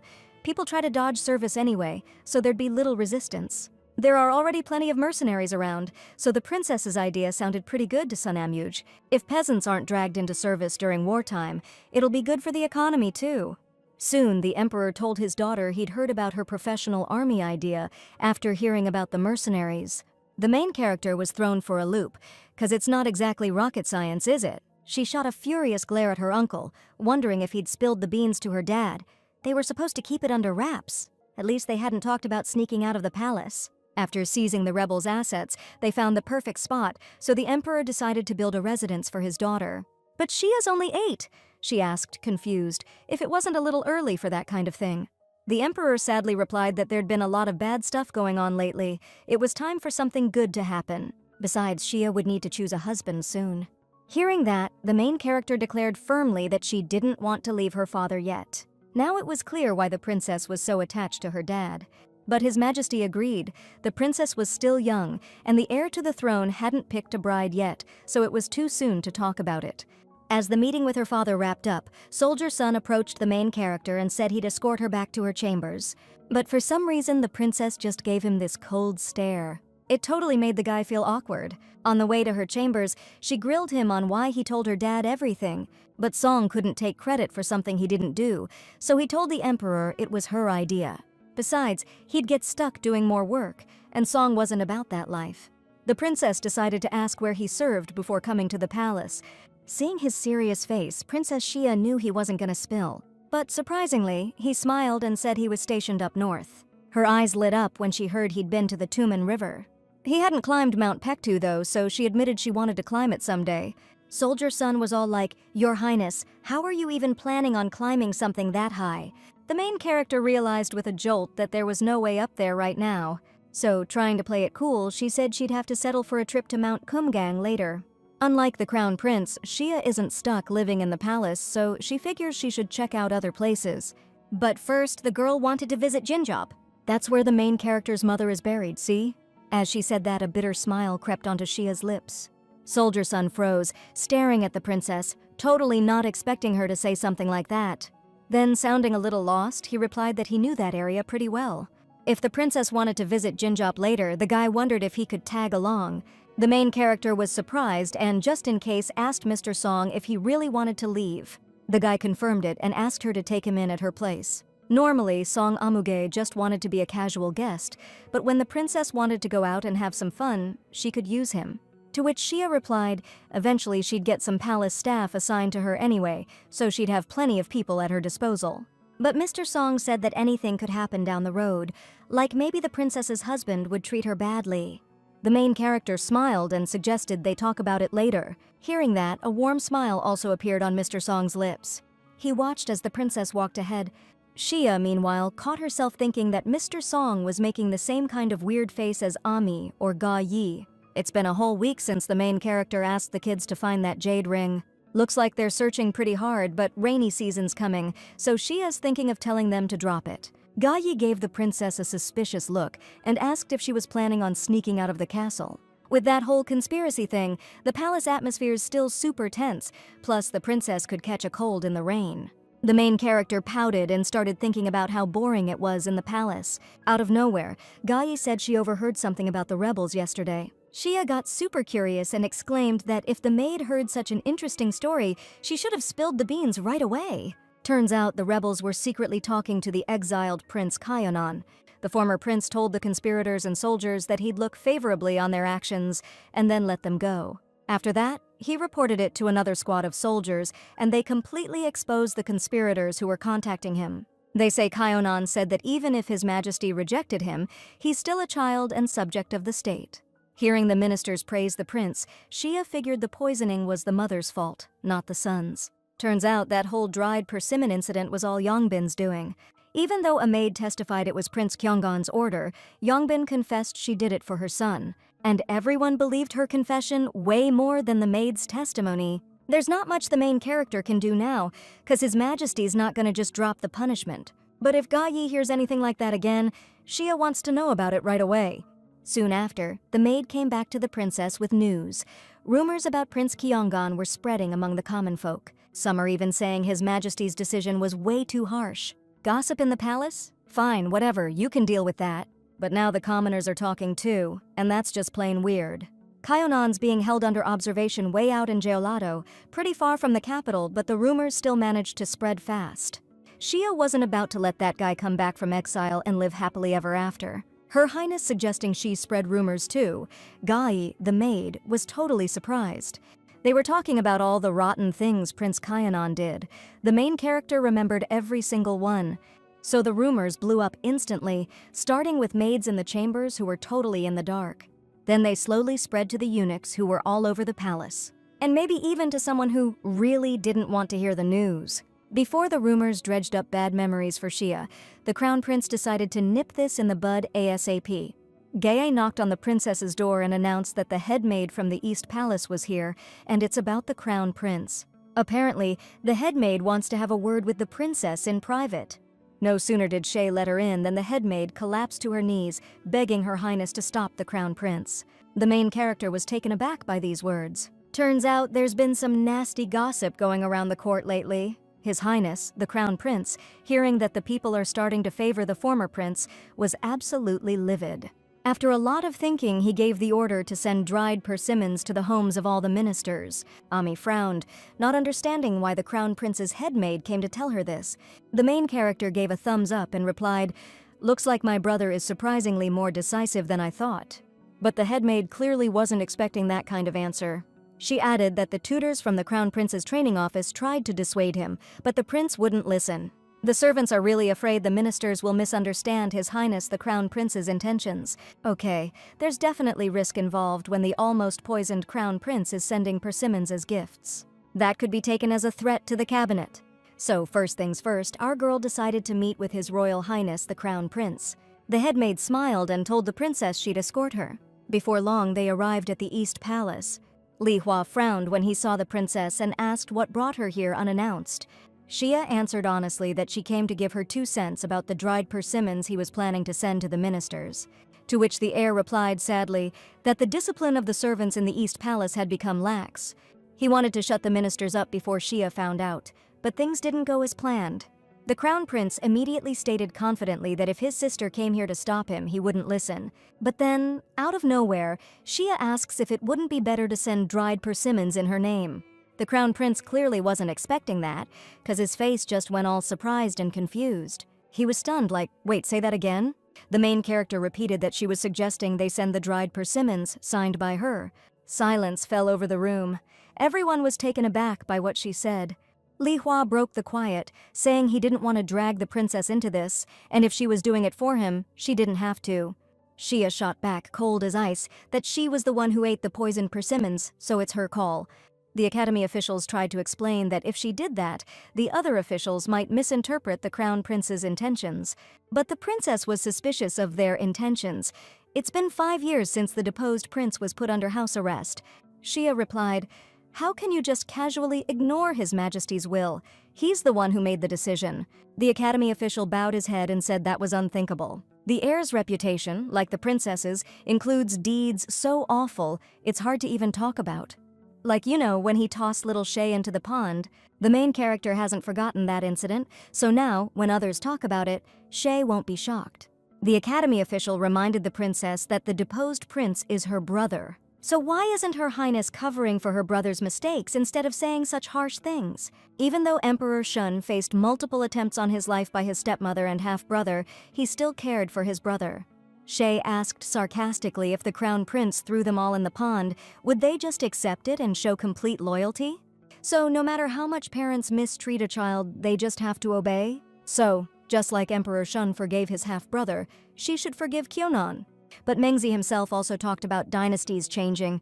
The Academy official dropped to his knees in front of the princess, yelling that it wasn't like that at all. He immediately started begging for forgiveness for the misunderstanding. The main character smiled and suggested the Crown Prince prepare a list of officials who would receive dried persimmons. Of course, just sending persimmons wouldn't be very classy. The Crown Prince was surprised when the princess suggested sending other things too, sometime later in the palace kitchen. The heroes packed boxes with delicacies, dried persimmons on the top tier, castella on the bottom. Xia also asked them to make a box without dried persimmons for the officials who still felt iffy about Kyonan. Just then, a soldier walked into the kitchen and called out to the princess. Word is, the servants found that jade ring Her Highness was looking for. But these stubborn jerks insist they'll only show it if she comes herself, so the guy came empty-handed. Xia laughed, and the soldier asked what she wanted them to do. If the princess is busy, Mr. Sun suggested he could go and pick them up instead. The main character asked Ami to send the boxes of treats tomorrow morning. Hearing that, the maid flinched. Xia explained with a whine that she promised the kids she'd definitely be back, and if she only goes out for today, she won't be able to go anywhere for a long time after. As soon as Dad finds out his daughter sent dried persimmons, he'll haul her back in, so this is the only chance she's got to get out. Ami couldn't resist the princess's pleading face. As soon as Xia spotted a familiar boy, he was fighting another kid in the middle of the street, yelling that he found it. The main character, the maid Ami, and the soldier's son were stunned by the scene. Mr. Sun stepped up to the kid and told him to knock it off. The boy started yelling, demanding the stranger let him go. The kid's buddy was stoked to see Princess show up and immediately shouted that he'd found it. Then he walked over to Xia and gave her the ring back. The main character smiled and thanked the kid, looked at the ring, confused, and asked if he was all right. The boy gave a thumbs up and said even if that dude hadn't helped, he still would have won. Xia realized the fight was because she'd asked the kid to find a jade ring in this area. So, the main character asked the kid what he wanted. The boy wanted the reward the heroine was supposed to give them. Half would be enough for him. The main character shielded the kid and, frowning slightly, asked what reward they were talking about. Xia's reminding him they had a deal about food. She gave them money, but it got jacked, so the girls decided to pay the kid back. Every time Ami goes out with the young lady, it feels like one thing after another. The main character crouched down and overheard a conversation behind her. The guys were talking about the prince, saying he'd done some pretty messed up stuff back in the day. What's worse, they said he tossed the princess in the pond when she was just a baby. And it didn't stop there. Apparently a year ago, he tried to poison His Royal Highness, the Crown Prince, by slipping something nasty into his dried persimmons. But the princess accidentally ate it and almost died, which is why the prince got exiled. Mr. Song couldn't believe what he was hearing. Did the young lady really go through all that? Noticing the soldier staring at her, dumbfounded, the main character returned his gaze and gave him a warm smile. The man quietly called out to her. Then he asked if all of this was really true. Yeah, the main character replied calmly. Everything the man had just heard was the honest-to-God truth, and she didn't see any point in denying it. Mr. Sun's face fell. He couldn't believe she could talk about it so casually. Suddenly, a kid raised his hand and shouted that he was good at finding stuff too, so he was ready to help. The girl awkwardly answered that she didn't need anything right now. But then, the main character suddenly remembered that there was one thing. To the kids' surprise, she asked them to give her a tour of the capital, so they all headed out for a walk together. These big shots have no clue how hard life is for regular folks, so Shia decided to see for herself. The kids said that under the bridge where they live ain't no place for some pampered princess. Actually, this is all part of researching everyday life during the Joseon era. One of the girls stopped, recognizing the place. This is where they crawled around looking for the lady's thing, and then the girl started showing how they did it. The ring was all muddy and black, but the kids carefully washed it in the stream, which the main character appreciated. Shia flinched when the boy figured out that the thing they found didn't belong to her. The lady was so desperate to find it, but after she got it, she doesn't even look at it, which the kid thought was super weird. The truth is, the main character felt awkward. These kids got completely filthy finding this thing. That deserves some appreciation, right? Shia confessed that, honestly, she figured the ring was a goner from the start, since it had been missing for so long. She said it was the last thing her brother gave her before he passed. It was super important to him, and Shia would have been devastated if she lost it, so she decided to give searching for it a shot. The little girl gave a small smile and said she had a brother too, but he ate something bad, was in agony for days, and then just died. The main character froze solid the second she heard that. Crossing his arms, the boy said he didn't even know free clinics were a thing. But even if the kid had known, there's no way they could have actually helped him. Shia wondered if there wasn't any kind of system to help kids begging on the street. A girl walking by stopped as soon as the little one called out to her, calling her sis who gives good food. The girl ran up to her and asked her to give them their usual. A young woman noticed an unfamiliar face among the kids, so she asked who the girl was. The main character forced a smile, but inside she felt a growing unease. The girl menacingly asked the kids if they were really trying to pull one over on this trusting young lady. The little girl ran away scared, shouting that all the girl ever does is accuse them for no reason. Shia explained to the stranger that these kids weren't trying to scam her, but unexpectedly, this girl asked the young lady not to be too soft on these begging kids. If you keep helping them, they'll start depending on it, and if you're not going to help them forever, it'll just mess them up. The main character thanked her for the advice, but one of the kids got hurt because of her, since Shia couldn't just pretend she didn't see anything. The girl immediately got flustered and started checking the older boy for injuries, while he screamed that it hurt. Shia smiled, realizing these people were good. Once they were gone, the princess asked if the kids went to that house often, and the little girl said yes because they gave out food there. Sometimes, when they're sick, the older girl gives them medicine, but makes them work for it in return. Maybe it was also a doctor's house, but the kids rarely saw any sick people there. The main character listened to the boy carefully and said that sounded pretty fishy. Just then, a commoner walked up to the guard and yelled that those were the kids who stole his ring and money. Soldier Song explained to the lady that this guy was one of those who was shaking down the kids for money last time. He probably came looking for revenge, thinking the kids stole that pouch of coins that Soldier Song returned. But he mentioned a ring, so maybe the kids themselves spread rumors when they were going around other districts looking for it. The guard was all like, "If what you're saying is true, these punks gotta pay for what they did." The kid shot back, "We didn't steal anything." The main girl stepped forward and asked, "Is it true these kids stole a ring?" The guard got suspicious when he realized this lady was decked out in silk. With a straight face, Shia announced, "I'm the one who asked these kids to find the ring. But if the ring they brought back turns out to be stolen, the heroine would be in hot water too, so she offered to make things right. First though, she figured she'd better ask the guy what kind of ring he's looking for. This dude started sweating bullets when the main girl asked if it was a jade ring or a silver one. The guy couldn't give a straight answer, so Shia asked coldly, "What color was it?" Sounds like our hero just said that if someone messes up, they gotta face the music. But if he falsely accused an innocent person, calling him a thief, what kind of punishment is fitting for that? Suddenly, the guy remembered it was a dark green jade ring. The main character smiled gently and replied that the kids did find a dark green jade ring. The terrified kids tried to tell the princess they didn't steal the ring. If this ring really belonged to someone else all along, then there's nothing we can do about it. The man smirked, feeling victorious. But then, completely out of the blue, the main character asked what kind of pattern was on it. The guy started thinking this chick was just testing him, so he answered that there couldn't be any pattern on a jade ring.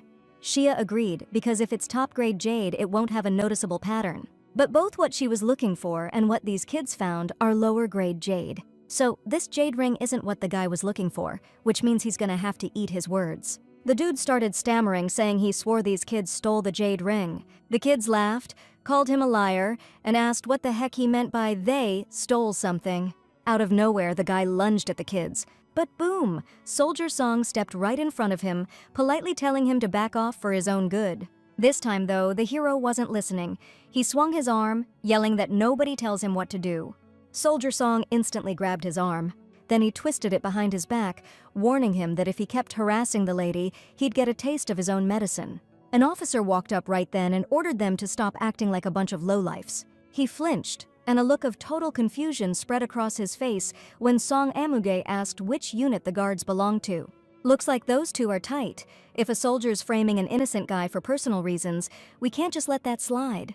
The main girl jumped when Sergeant Sun asked for her take. Then, after a moment, she said she didn't want to bother her dad with something so trivial. But since they're caught up in this whole mess, maybe she should report it after all. The guard immediately dropped to his knees in front of her, begging her to look the other way just this once. He's got a family, kids to feed. Shia warned him that if he ever got involved in something like this again, or hung out with lowlifes, there would be consequences. The guard agreed with her, then turned on the scumbag, asking him if he was incapable of feeling any remorse. The princess is letting it go this time, but if it happens again, she's not going to stand by and do nothing. Finally, the men left and the main character could breathe again. But then, out of nowhere, she felt someone staring at her. You could see the admiration in their eyes. Every one of them was thinking how awesome it would be to be as badass as she is. Shia felt awkward. The kids wanted to be like her, not the tough guy who protected them. The boy scratched the back of his head, working up his courage. And then he said he wanted to live so he could speak his mind and argue without holding back. The main character's eyes widened. She suggested the kid go to school. It could help. First, he needed to learn to read and write at least. Just knowing the alphabet won't make you smarter, but the amount of information he can absorb will increase big time. The kid decided it wasn't necessary, even though he wanted to get as smart as she was. Of course, this kid won't become a genius overnight, but it's still useful in life, so Shia needs to get that across somehow. In the end, the main character decided that she needed to think about this issue a little more. Amy suddenly told the madam that it was getting late, which meant it was time for them to head back. The kids perked right up, though the little girl was bummed because she was having a blast hanging out with her. The main character smiled, thanked the kids, and said she had a really great time. Things are gonna be tough for a bit, but if the chance comes up, it'd be awesome to see you guys again sometime. Shia froze when the boy called out to her. Turns out he'd been wanting to thank the madam ever since last time. The main character gave him a warm smile and said there was no need to thank her. A while later, the emperor asked his daughter, with a hint of disbelief, if it was true that she sent those trinkets. Shia lowered her head respectfully and said yes. His Majesty couldn't understand how Shia could do something like that, and the girl explained that she'd heard some things too. A heavy silence hung in the air for a moment. The emperor was completely baffled. Did the princess really think her own father couldn't protect her from anything? But Shay knew all too well that if powerful officials turned against them, it would cause her father and brother a lot of trouble. Still, the emperor couldn't wrap his head around how she could even consider doing something like this. Shay tried to explain that the crimes they committed were far from insignificant. The person who ordered poison to be slipped into the court lady's drinks that day wasn't Lady Yongbin, and there's proof of that. When Lady Su was deposed but still free, dead animals kept turning up in the inner palace chambers. A lot of them were perfectly intact, except they'd been vomiting blood. The main character knew that without solid evidence, it would be hard to believe. Letting out a heavy sigh, the emperor asked if the crown prince had ordered her to send the boxes. Shia apologized to her father, saying she couldn't be such a compliant sister as to follow her older brother's orders so precisely. The emperor smiled slightly, agreeing with his daughter's words. And then he stood up and unexpectedly approached the princess. The main character was really surprised when the emperor suddenly hugged her tightly, making her eyes widen. The ruler of the empire began apologizing to his daughter for making her worry so much. Actually, Shia thought she was definitely going to get chewed out. However, after the boxes of dried persimmons were sent, voices began to say that the lady should face the ultimate consequence. The reason was that the very fact that opponents were trying to put a criminal on the throne was considered a problem. Contrary to the main character's fears, the rumors about her weren't all bad. It seemed like there were sympathetic feelings emerging. Hearing rumors about the possible release of his sworn enemy, she sent him sweets. Everything seemed to be going smoothly, except for one little hiccup. The old lady blew a gasket, yelling about how dare the princess show her face after what she did to her grandson. Shia tried to explain she just wanted to visit her grandma and bring her some tasty treats. But out of nowhere, the woman smacked the tray right out of the princess's hands. She screamed that she doesn't have a granddaughter who's so consumed with problems with her own brother that she'd do such terrible things. The princess is trying to resolve issues with her brother with these pathetic pastry schemes, and the madam just can't stand for it. The woman ordered Shia to apologize immediately to the ministers she'd sent offerings to for her disgraceful behavior. The news had already spread to the Dowager Queen's secluded pavilion. Looking at the two guys behind her grandma, she figured they were the ones who stirred things up. She asked the Dowager Queen point blank why she was so ticked off. Shia sent those sweets to the ministers, working their butts off to wipe out that traitorous gang. The old lady, all confused, asked if the princess was calling her a senile hag making up lies about her. How could a young princess be so messed up as to want her own brother dead? The main character said all innocent-like that she honestly didn't get how that could be considered blackmail. The Queen Dowager was floored by her granddaughter's words and couldn't get a word out. Right, because how do you explain that to someone who almost kicked the bucket after eating poisoned persimmons? The main character replied meekly that, as a young girl, it made her happy that the Queen Dowager was so angry with her. Back when she was just a clueless kid, and the deposed Prince Kenan tried to do her in, wasn't Her Majesty just as furious on her behalf back then? The Queen Dowager was speechless, hearing the princess's question. The main character started to wonder if her grandma really wasn't plotting something after all. Tears welled up in the girl's eyes, and she asked, stunned, if none of it was real. Seeing the princess's tears, the woman was taken aback. Then she spun around and yelled, saying she couldn't even stand to look at the princess, so she needed to get out of her sight like yesterday. "So, what am I supposed to do then?" Shia exclaimed. But the Queen Dowager didn't stop and just walked away. Ami politely asked Her Highness to return to her chambers, but the main character flatly refused. She had disrespected her grandma's memory, so now she couldn't just go back and relax with a clear conscience. Shia intended to sit on that stone floor and beg for forgiveness until her grandma forgave her. Stepping outside, Sonbin noticed the sky, which looked like it was about to pour. "Time's almost up. Your Highness needs to be at morning greetings soon." But it's been a whole freaking hour, and the maid still can't figure out how long the princess plans to just stand there. At least it's not a scorcher out here today, that's one good thing. Shia flashed back to her grandma, saying her heart was breaking knowing Kianan was locked up. Every time the Queen Dowager showed up, Shia looked the other way even though she was protecting Prince Kianan. The princess even took poison to exile that lowlife, and now grandma wants her to just back down? Right then, the rain started coming down. Ami worriedly asked the princess to come inside, but Shia pushed her away, saying she wouldn't be able to rest easy if she went back now. The maid tried to tell Her Highness she still wasn't fully recovered. Just then, out of nowhere, the Emperor showed up and called his daughter's name. The main character whirled around, totally not expecting to see her dad. The Crown Prince was right there with him, and you could see the worry and confusion all over their faces. Soon after, Shia changed her clothes and assured her father that she was totally fine.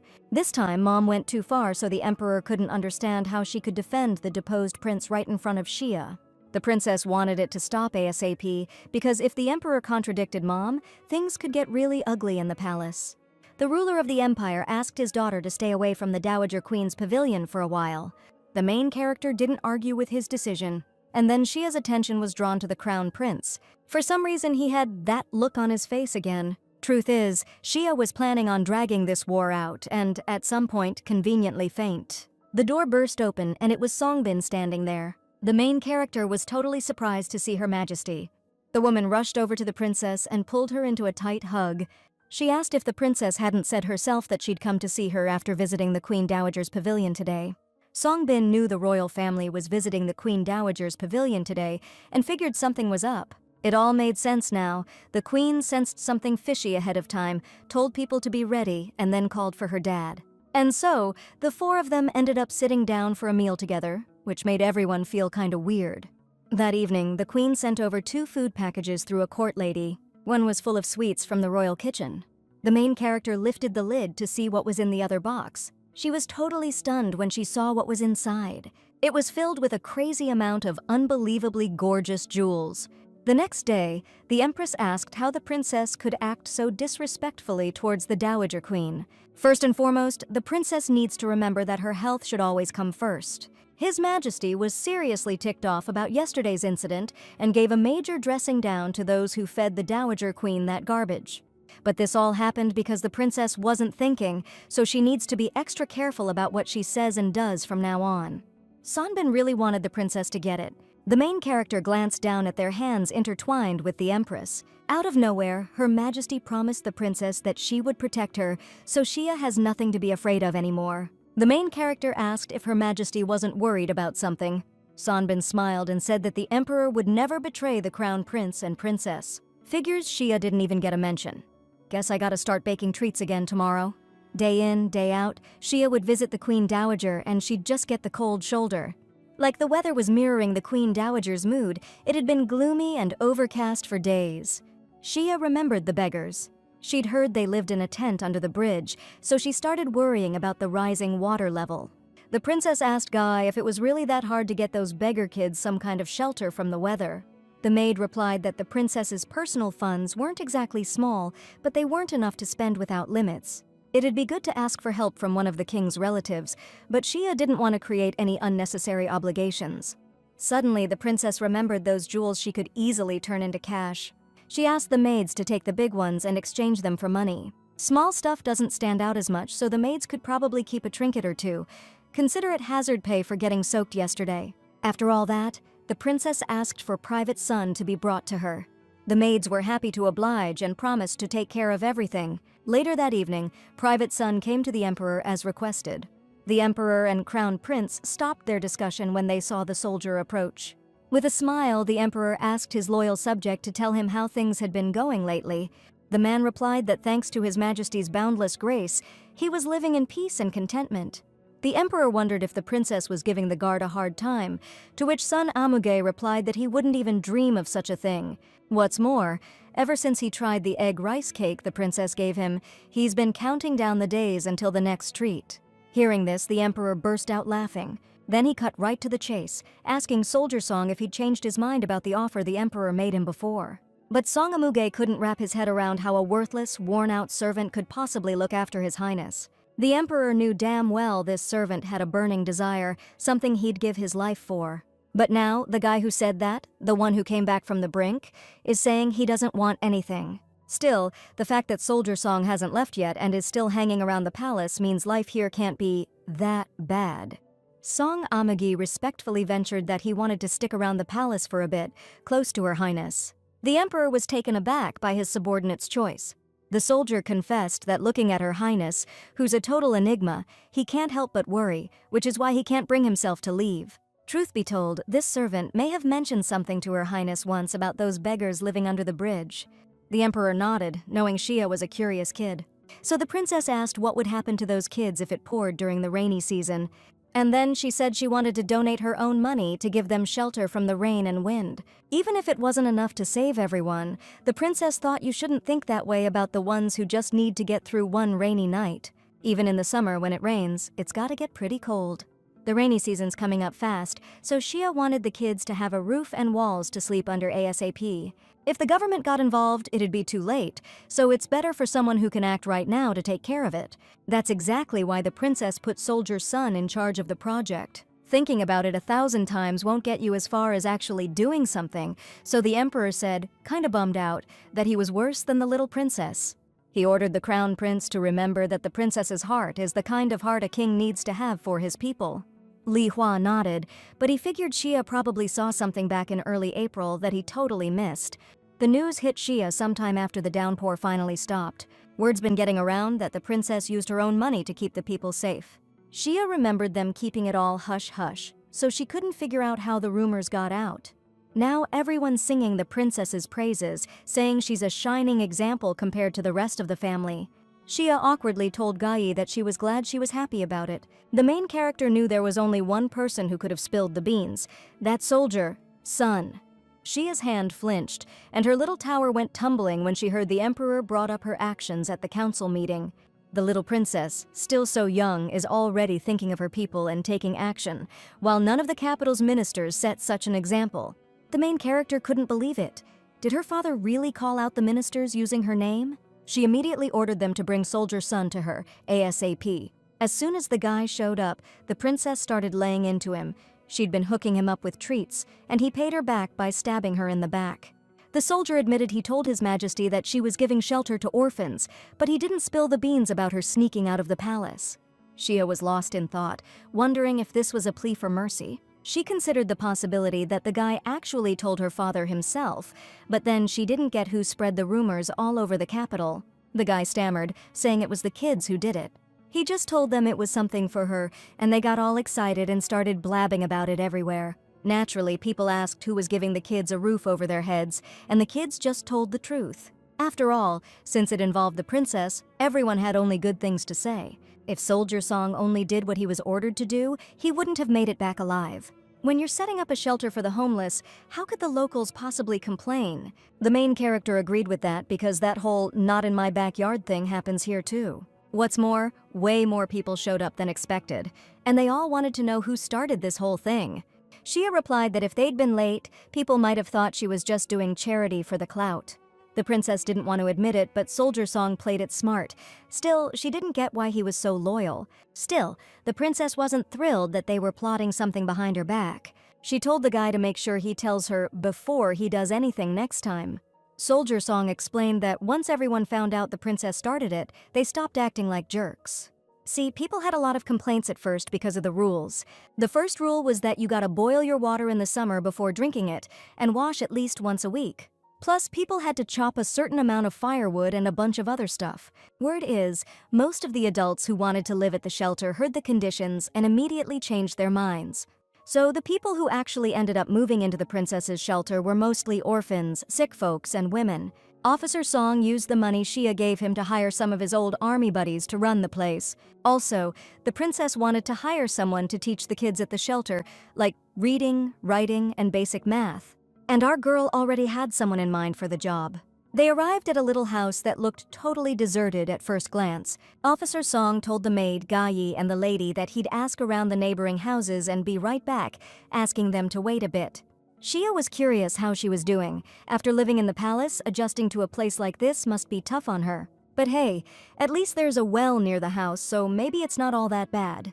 Just then, our main character noticed Lady Min, who exclaimed indignantly, "What kind of backwards nonsense is this?" The dude's like, how was I supposed to know they'd kick her out of the palace so damn early? He shoved her, just after she said that money they sent should have been enough. The main girl clapped a hand over her mouth, totally horrified. Lady Min jumped when someone called out to her. The maid, Ga'i, and the princess rushed over, asking if she was okay. Shia's eyes showed she didn't understand what was going on. The guy helped Lady Min up right away and, thinking they were court ladies, explained he was her brother. Things have just been kinda rough lately, so he's just, sharing his troubles with his sister. So, the jerk didn't get it. Did these esteemed ladies really come to see Lady Min empty-handed? Then, Soldier Song walked up and coldly asked if this guy had business with the ladies. Lady Min's brother's voice started to shake as he stammered something about just wanting to say hello. Then he bolted, muttering he'd catch up with the esteemed ladies some other time. With Soldier Song around, Shia's definitely calmer, but on the other hand, something feels off. She walked up to Lady Min and mentioned it had been a long time since they'd seen each other. The other maids were totally shocked to see the princess. The main character gave a warm smile and suggested they head inside to talk first. When a lady passes, the maids from her private chambers are temporarily sent to live outside the palace. Plus, they're marked as having failed to protect their mistress, so returning to the palace is pretty much impossible. This wasn't about palace work. The main character wanted Lady Min to help her at the orphanage. You can't just feed them and give them shelter and call it a day. Shia wanted to give them a decent education. Lady Min tried to explain that these kids came from pretty humble beginnings and, well, their personalities weren't exactly top-notch. To which Shia coldly asked, aren't most of the palace maids from families that supply servants to the court anyway? But they all serve faithfully in the palace precisely because they were educated here since they were kids. Min Sangung gave an awkward smile and agreed with the princess's words. The main character had heard that maids in the private chambers were supposed to be better educated than the others.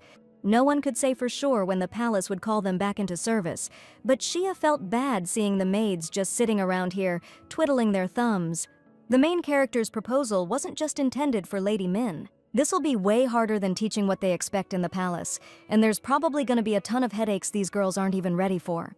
But if they're around, the princess will feel more at ease. Besides, there aren't many people in this world who have the experience to train and manage others, and who the princess can actually trust.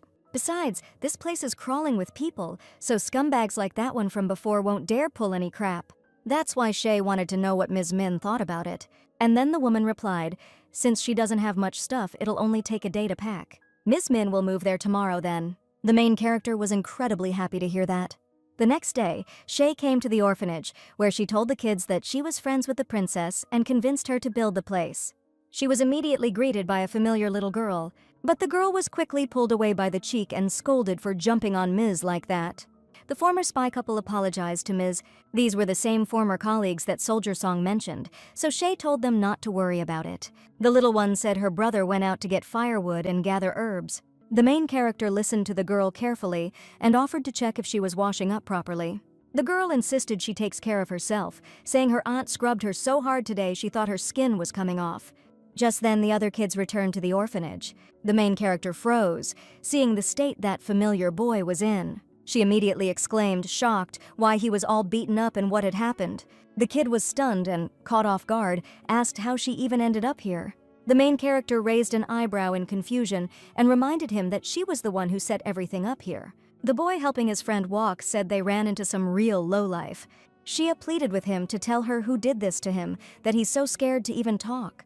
Suddenly, the princess noticed a strange man standing near the kids and asked suspiciously who he was.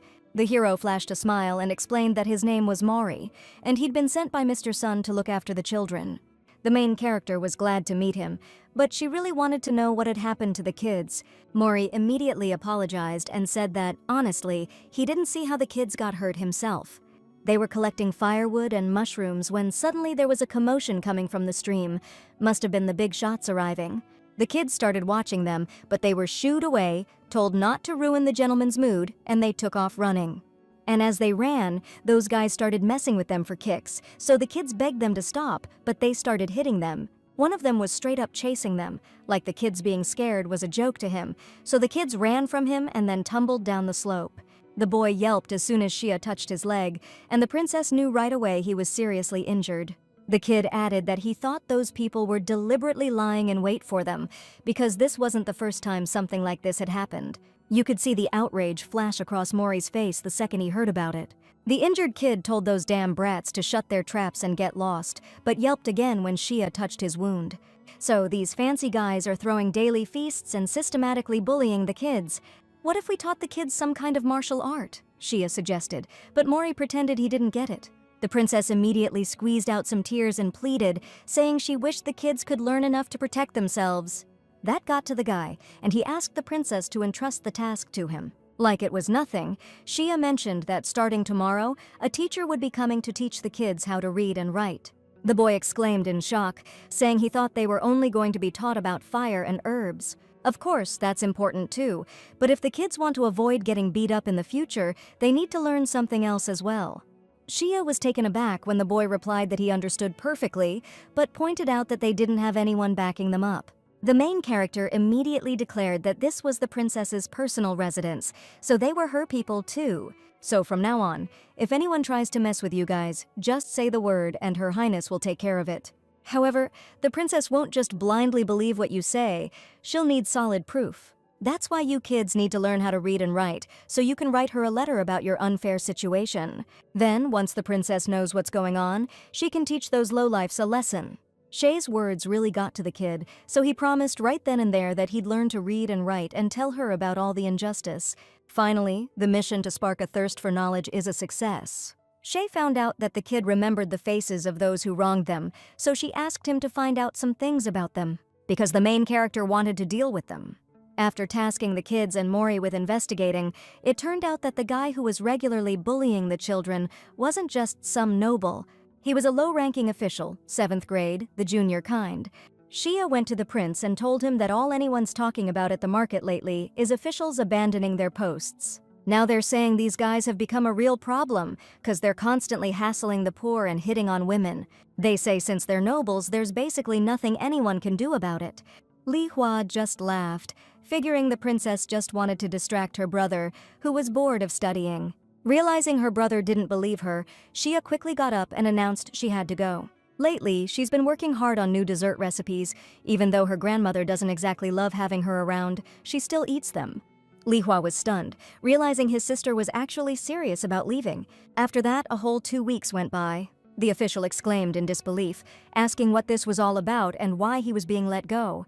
They told him 5 days AWOL was grounds for termination. The guy showed up to work so rarely, no wonder he missed the memo about the crackdown. The order targeting him and other slackers was issued ages ago. The ex-official was pissed. Getting canned for a few days off seemed totally unfair.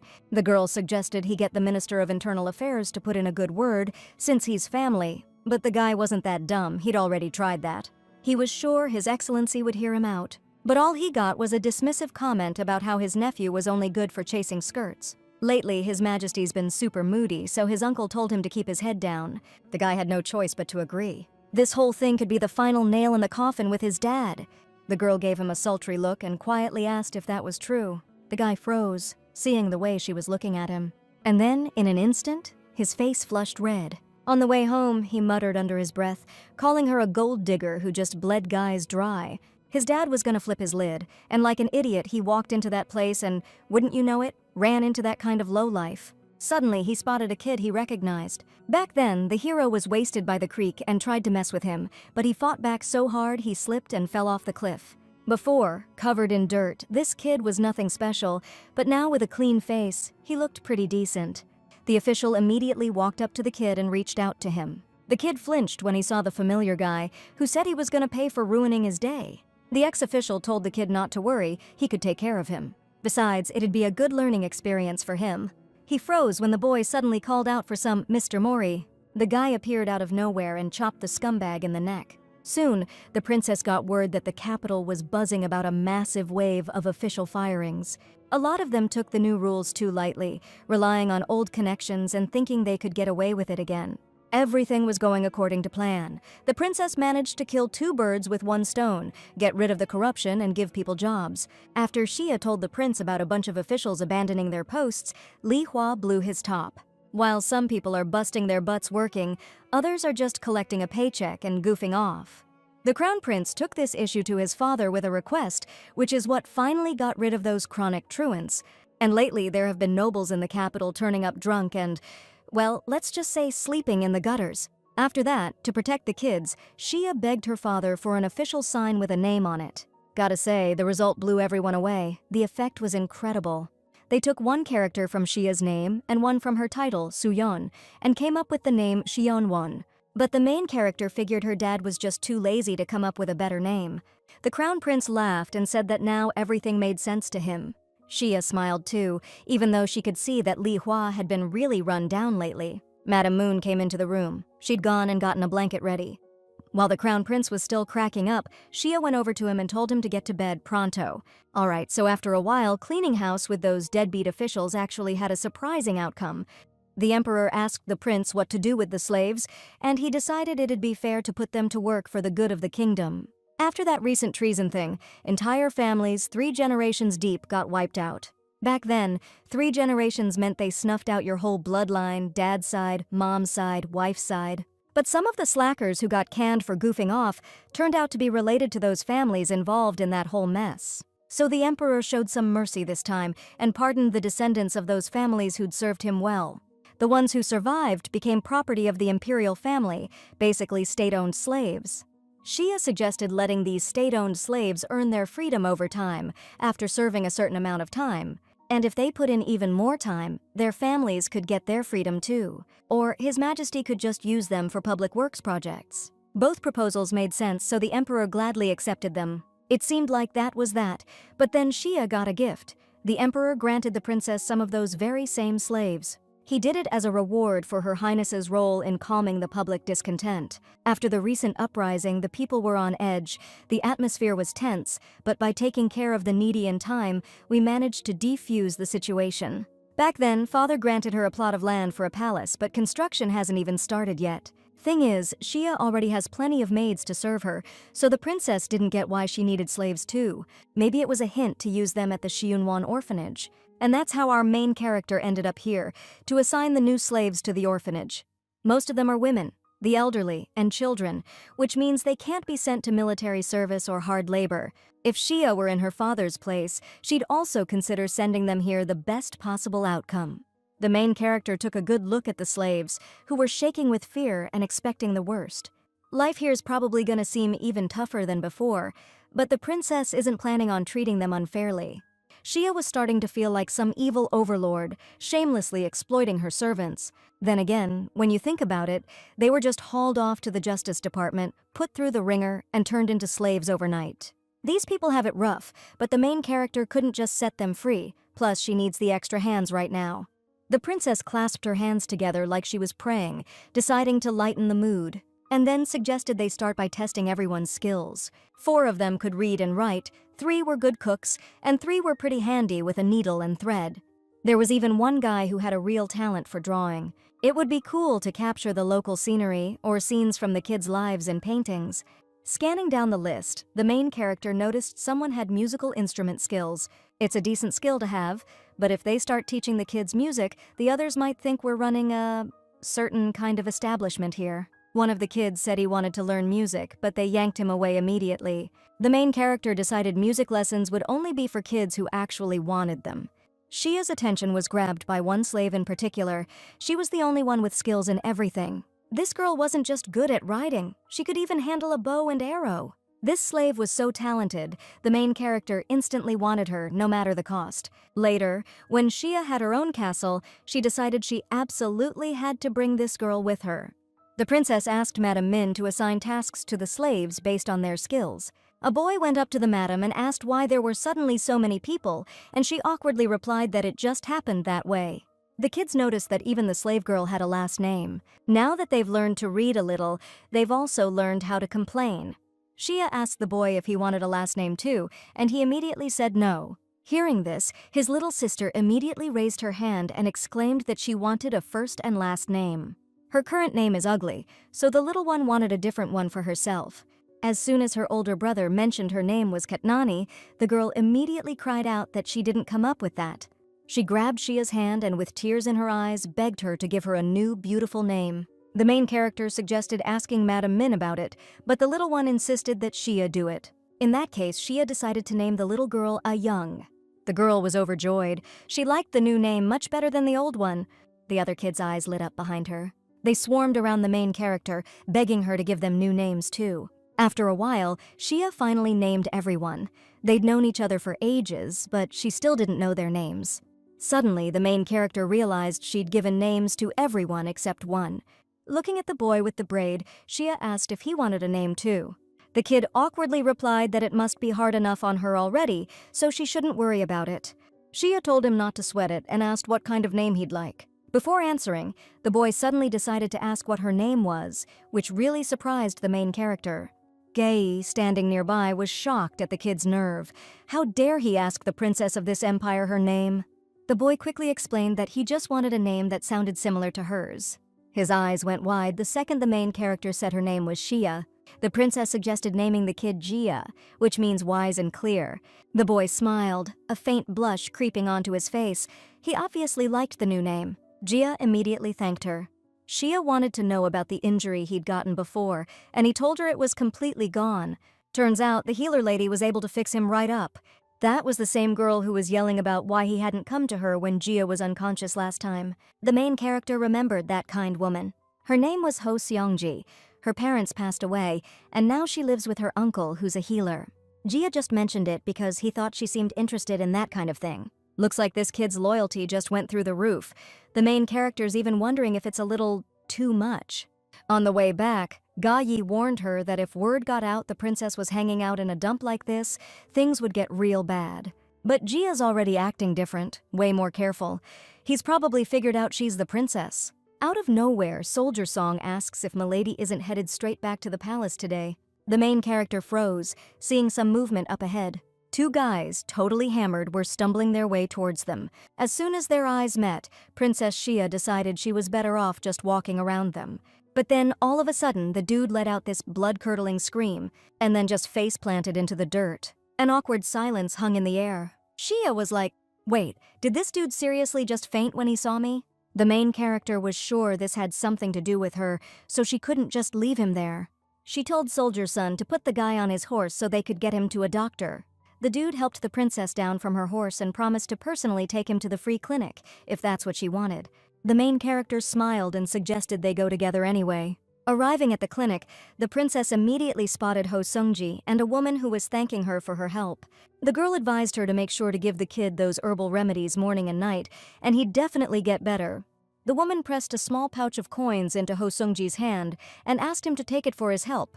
He was their first kid after 7 years of marriage, which meant Ho Seungji was a seriously blessed dude. The healer waved goodbye to the patient, wishing her all the best. As soon as she heard someone call out from behind, Ho Seungji turned around. The main character awkwardly looked down and asked, flustered, if she could have a moment.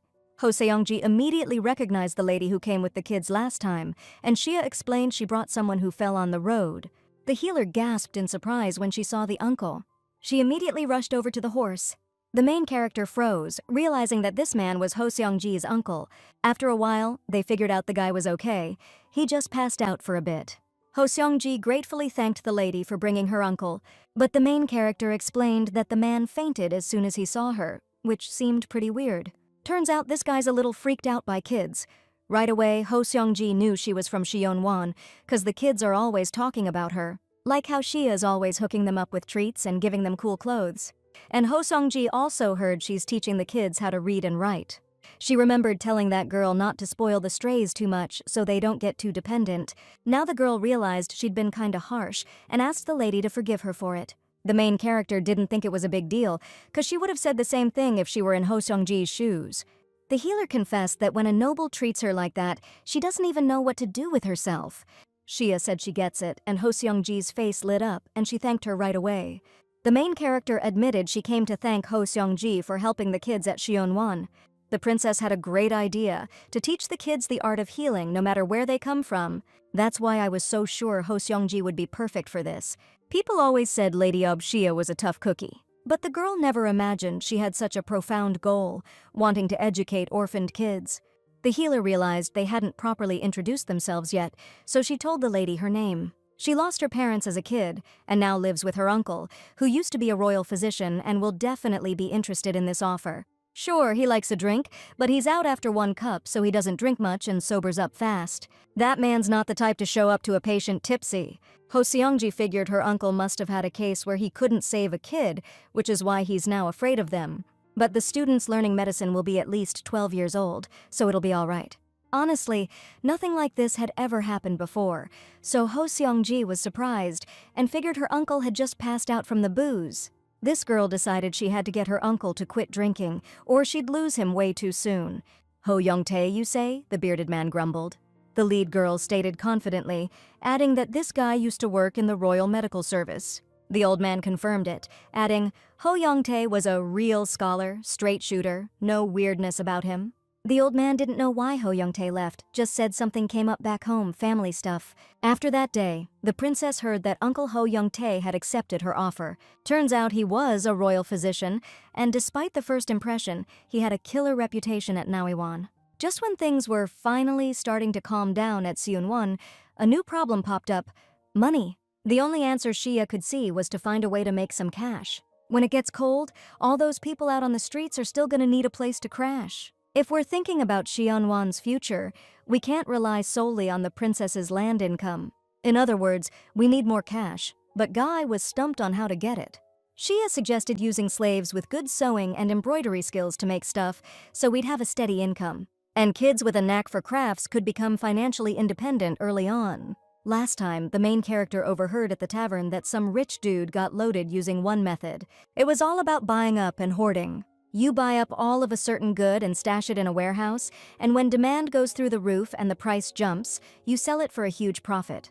Yeah, it screws up the market, it's a shady move, but in slow-moving Joseon with its small market, it was an easy way to get rich quick. It's also called cornering the market or just being a hoarder.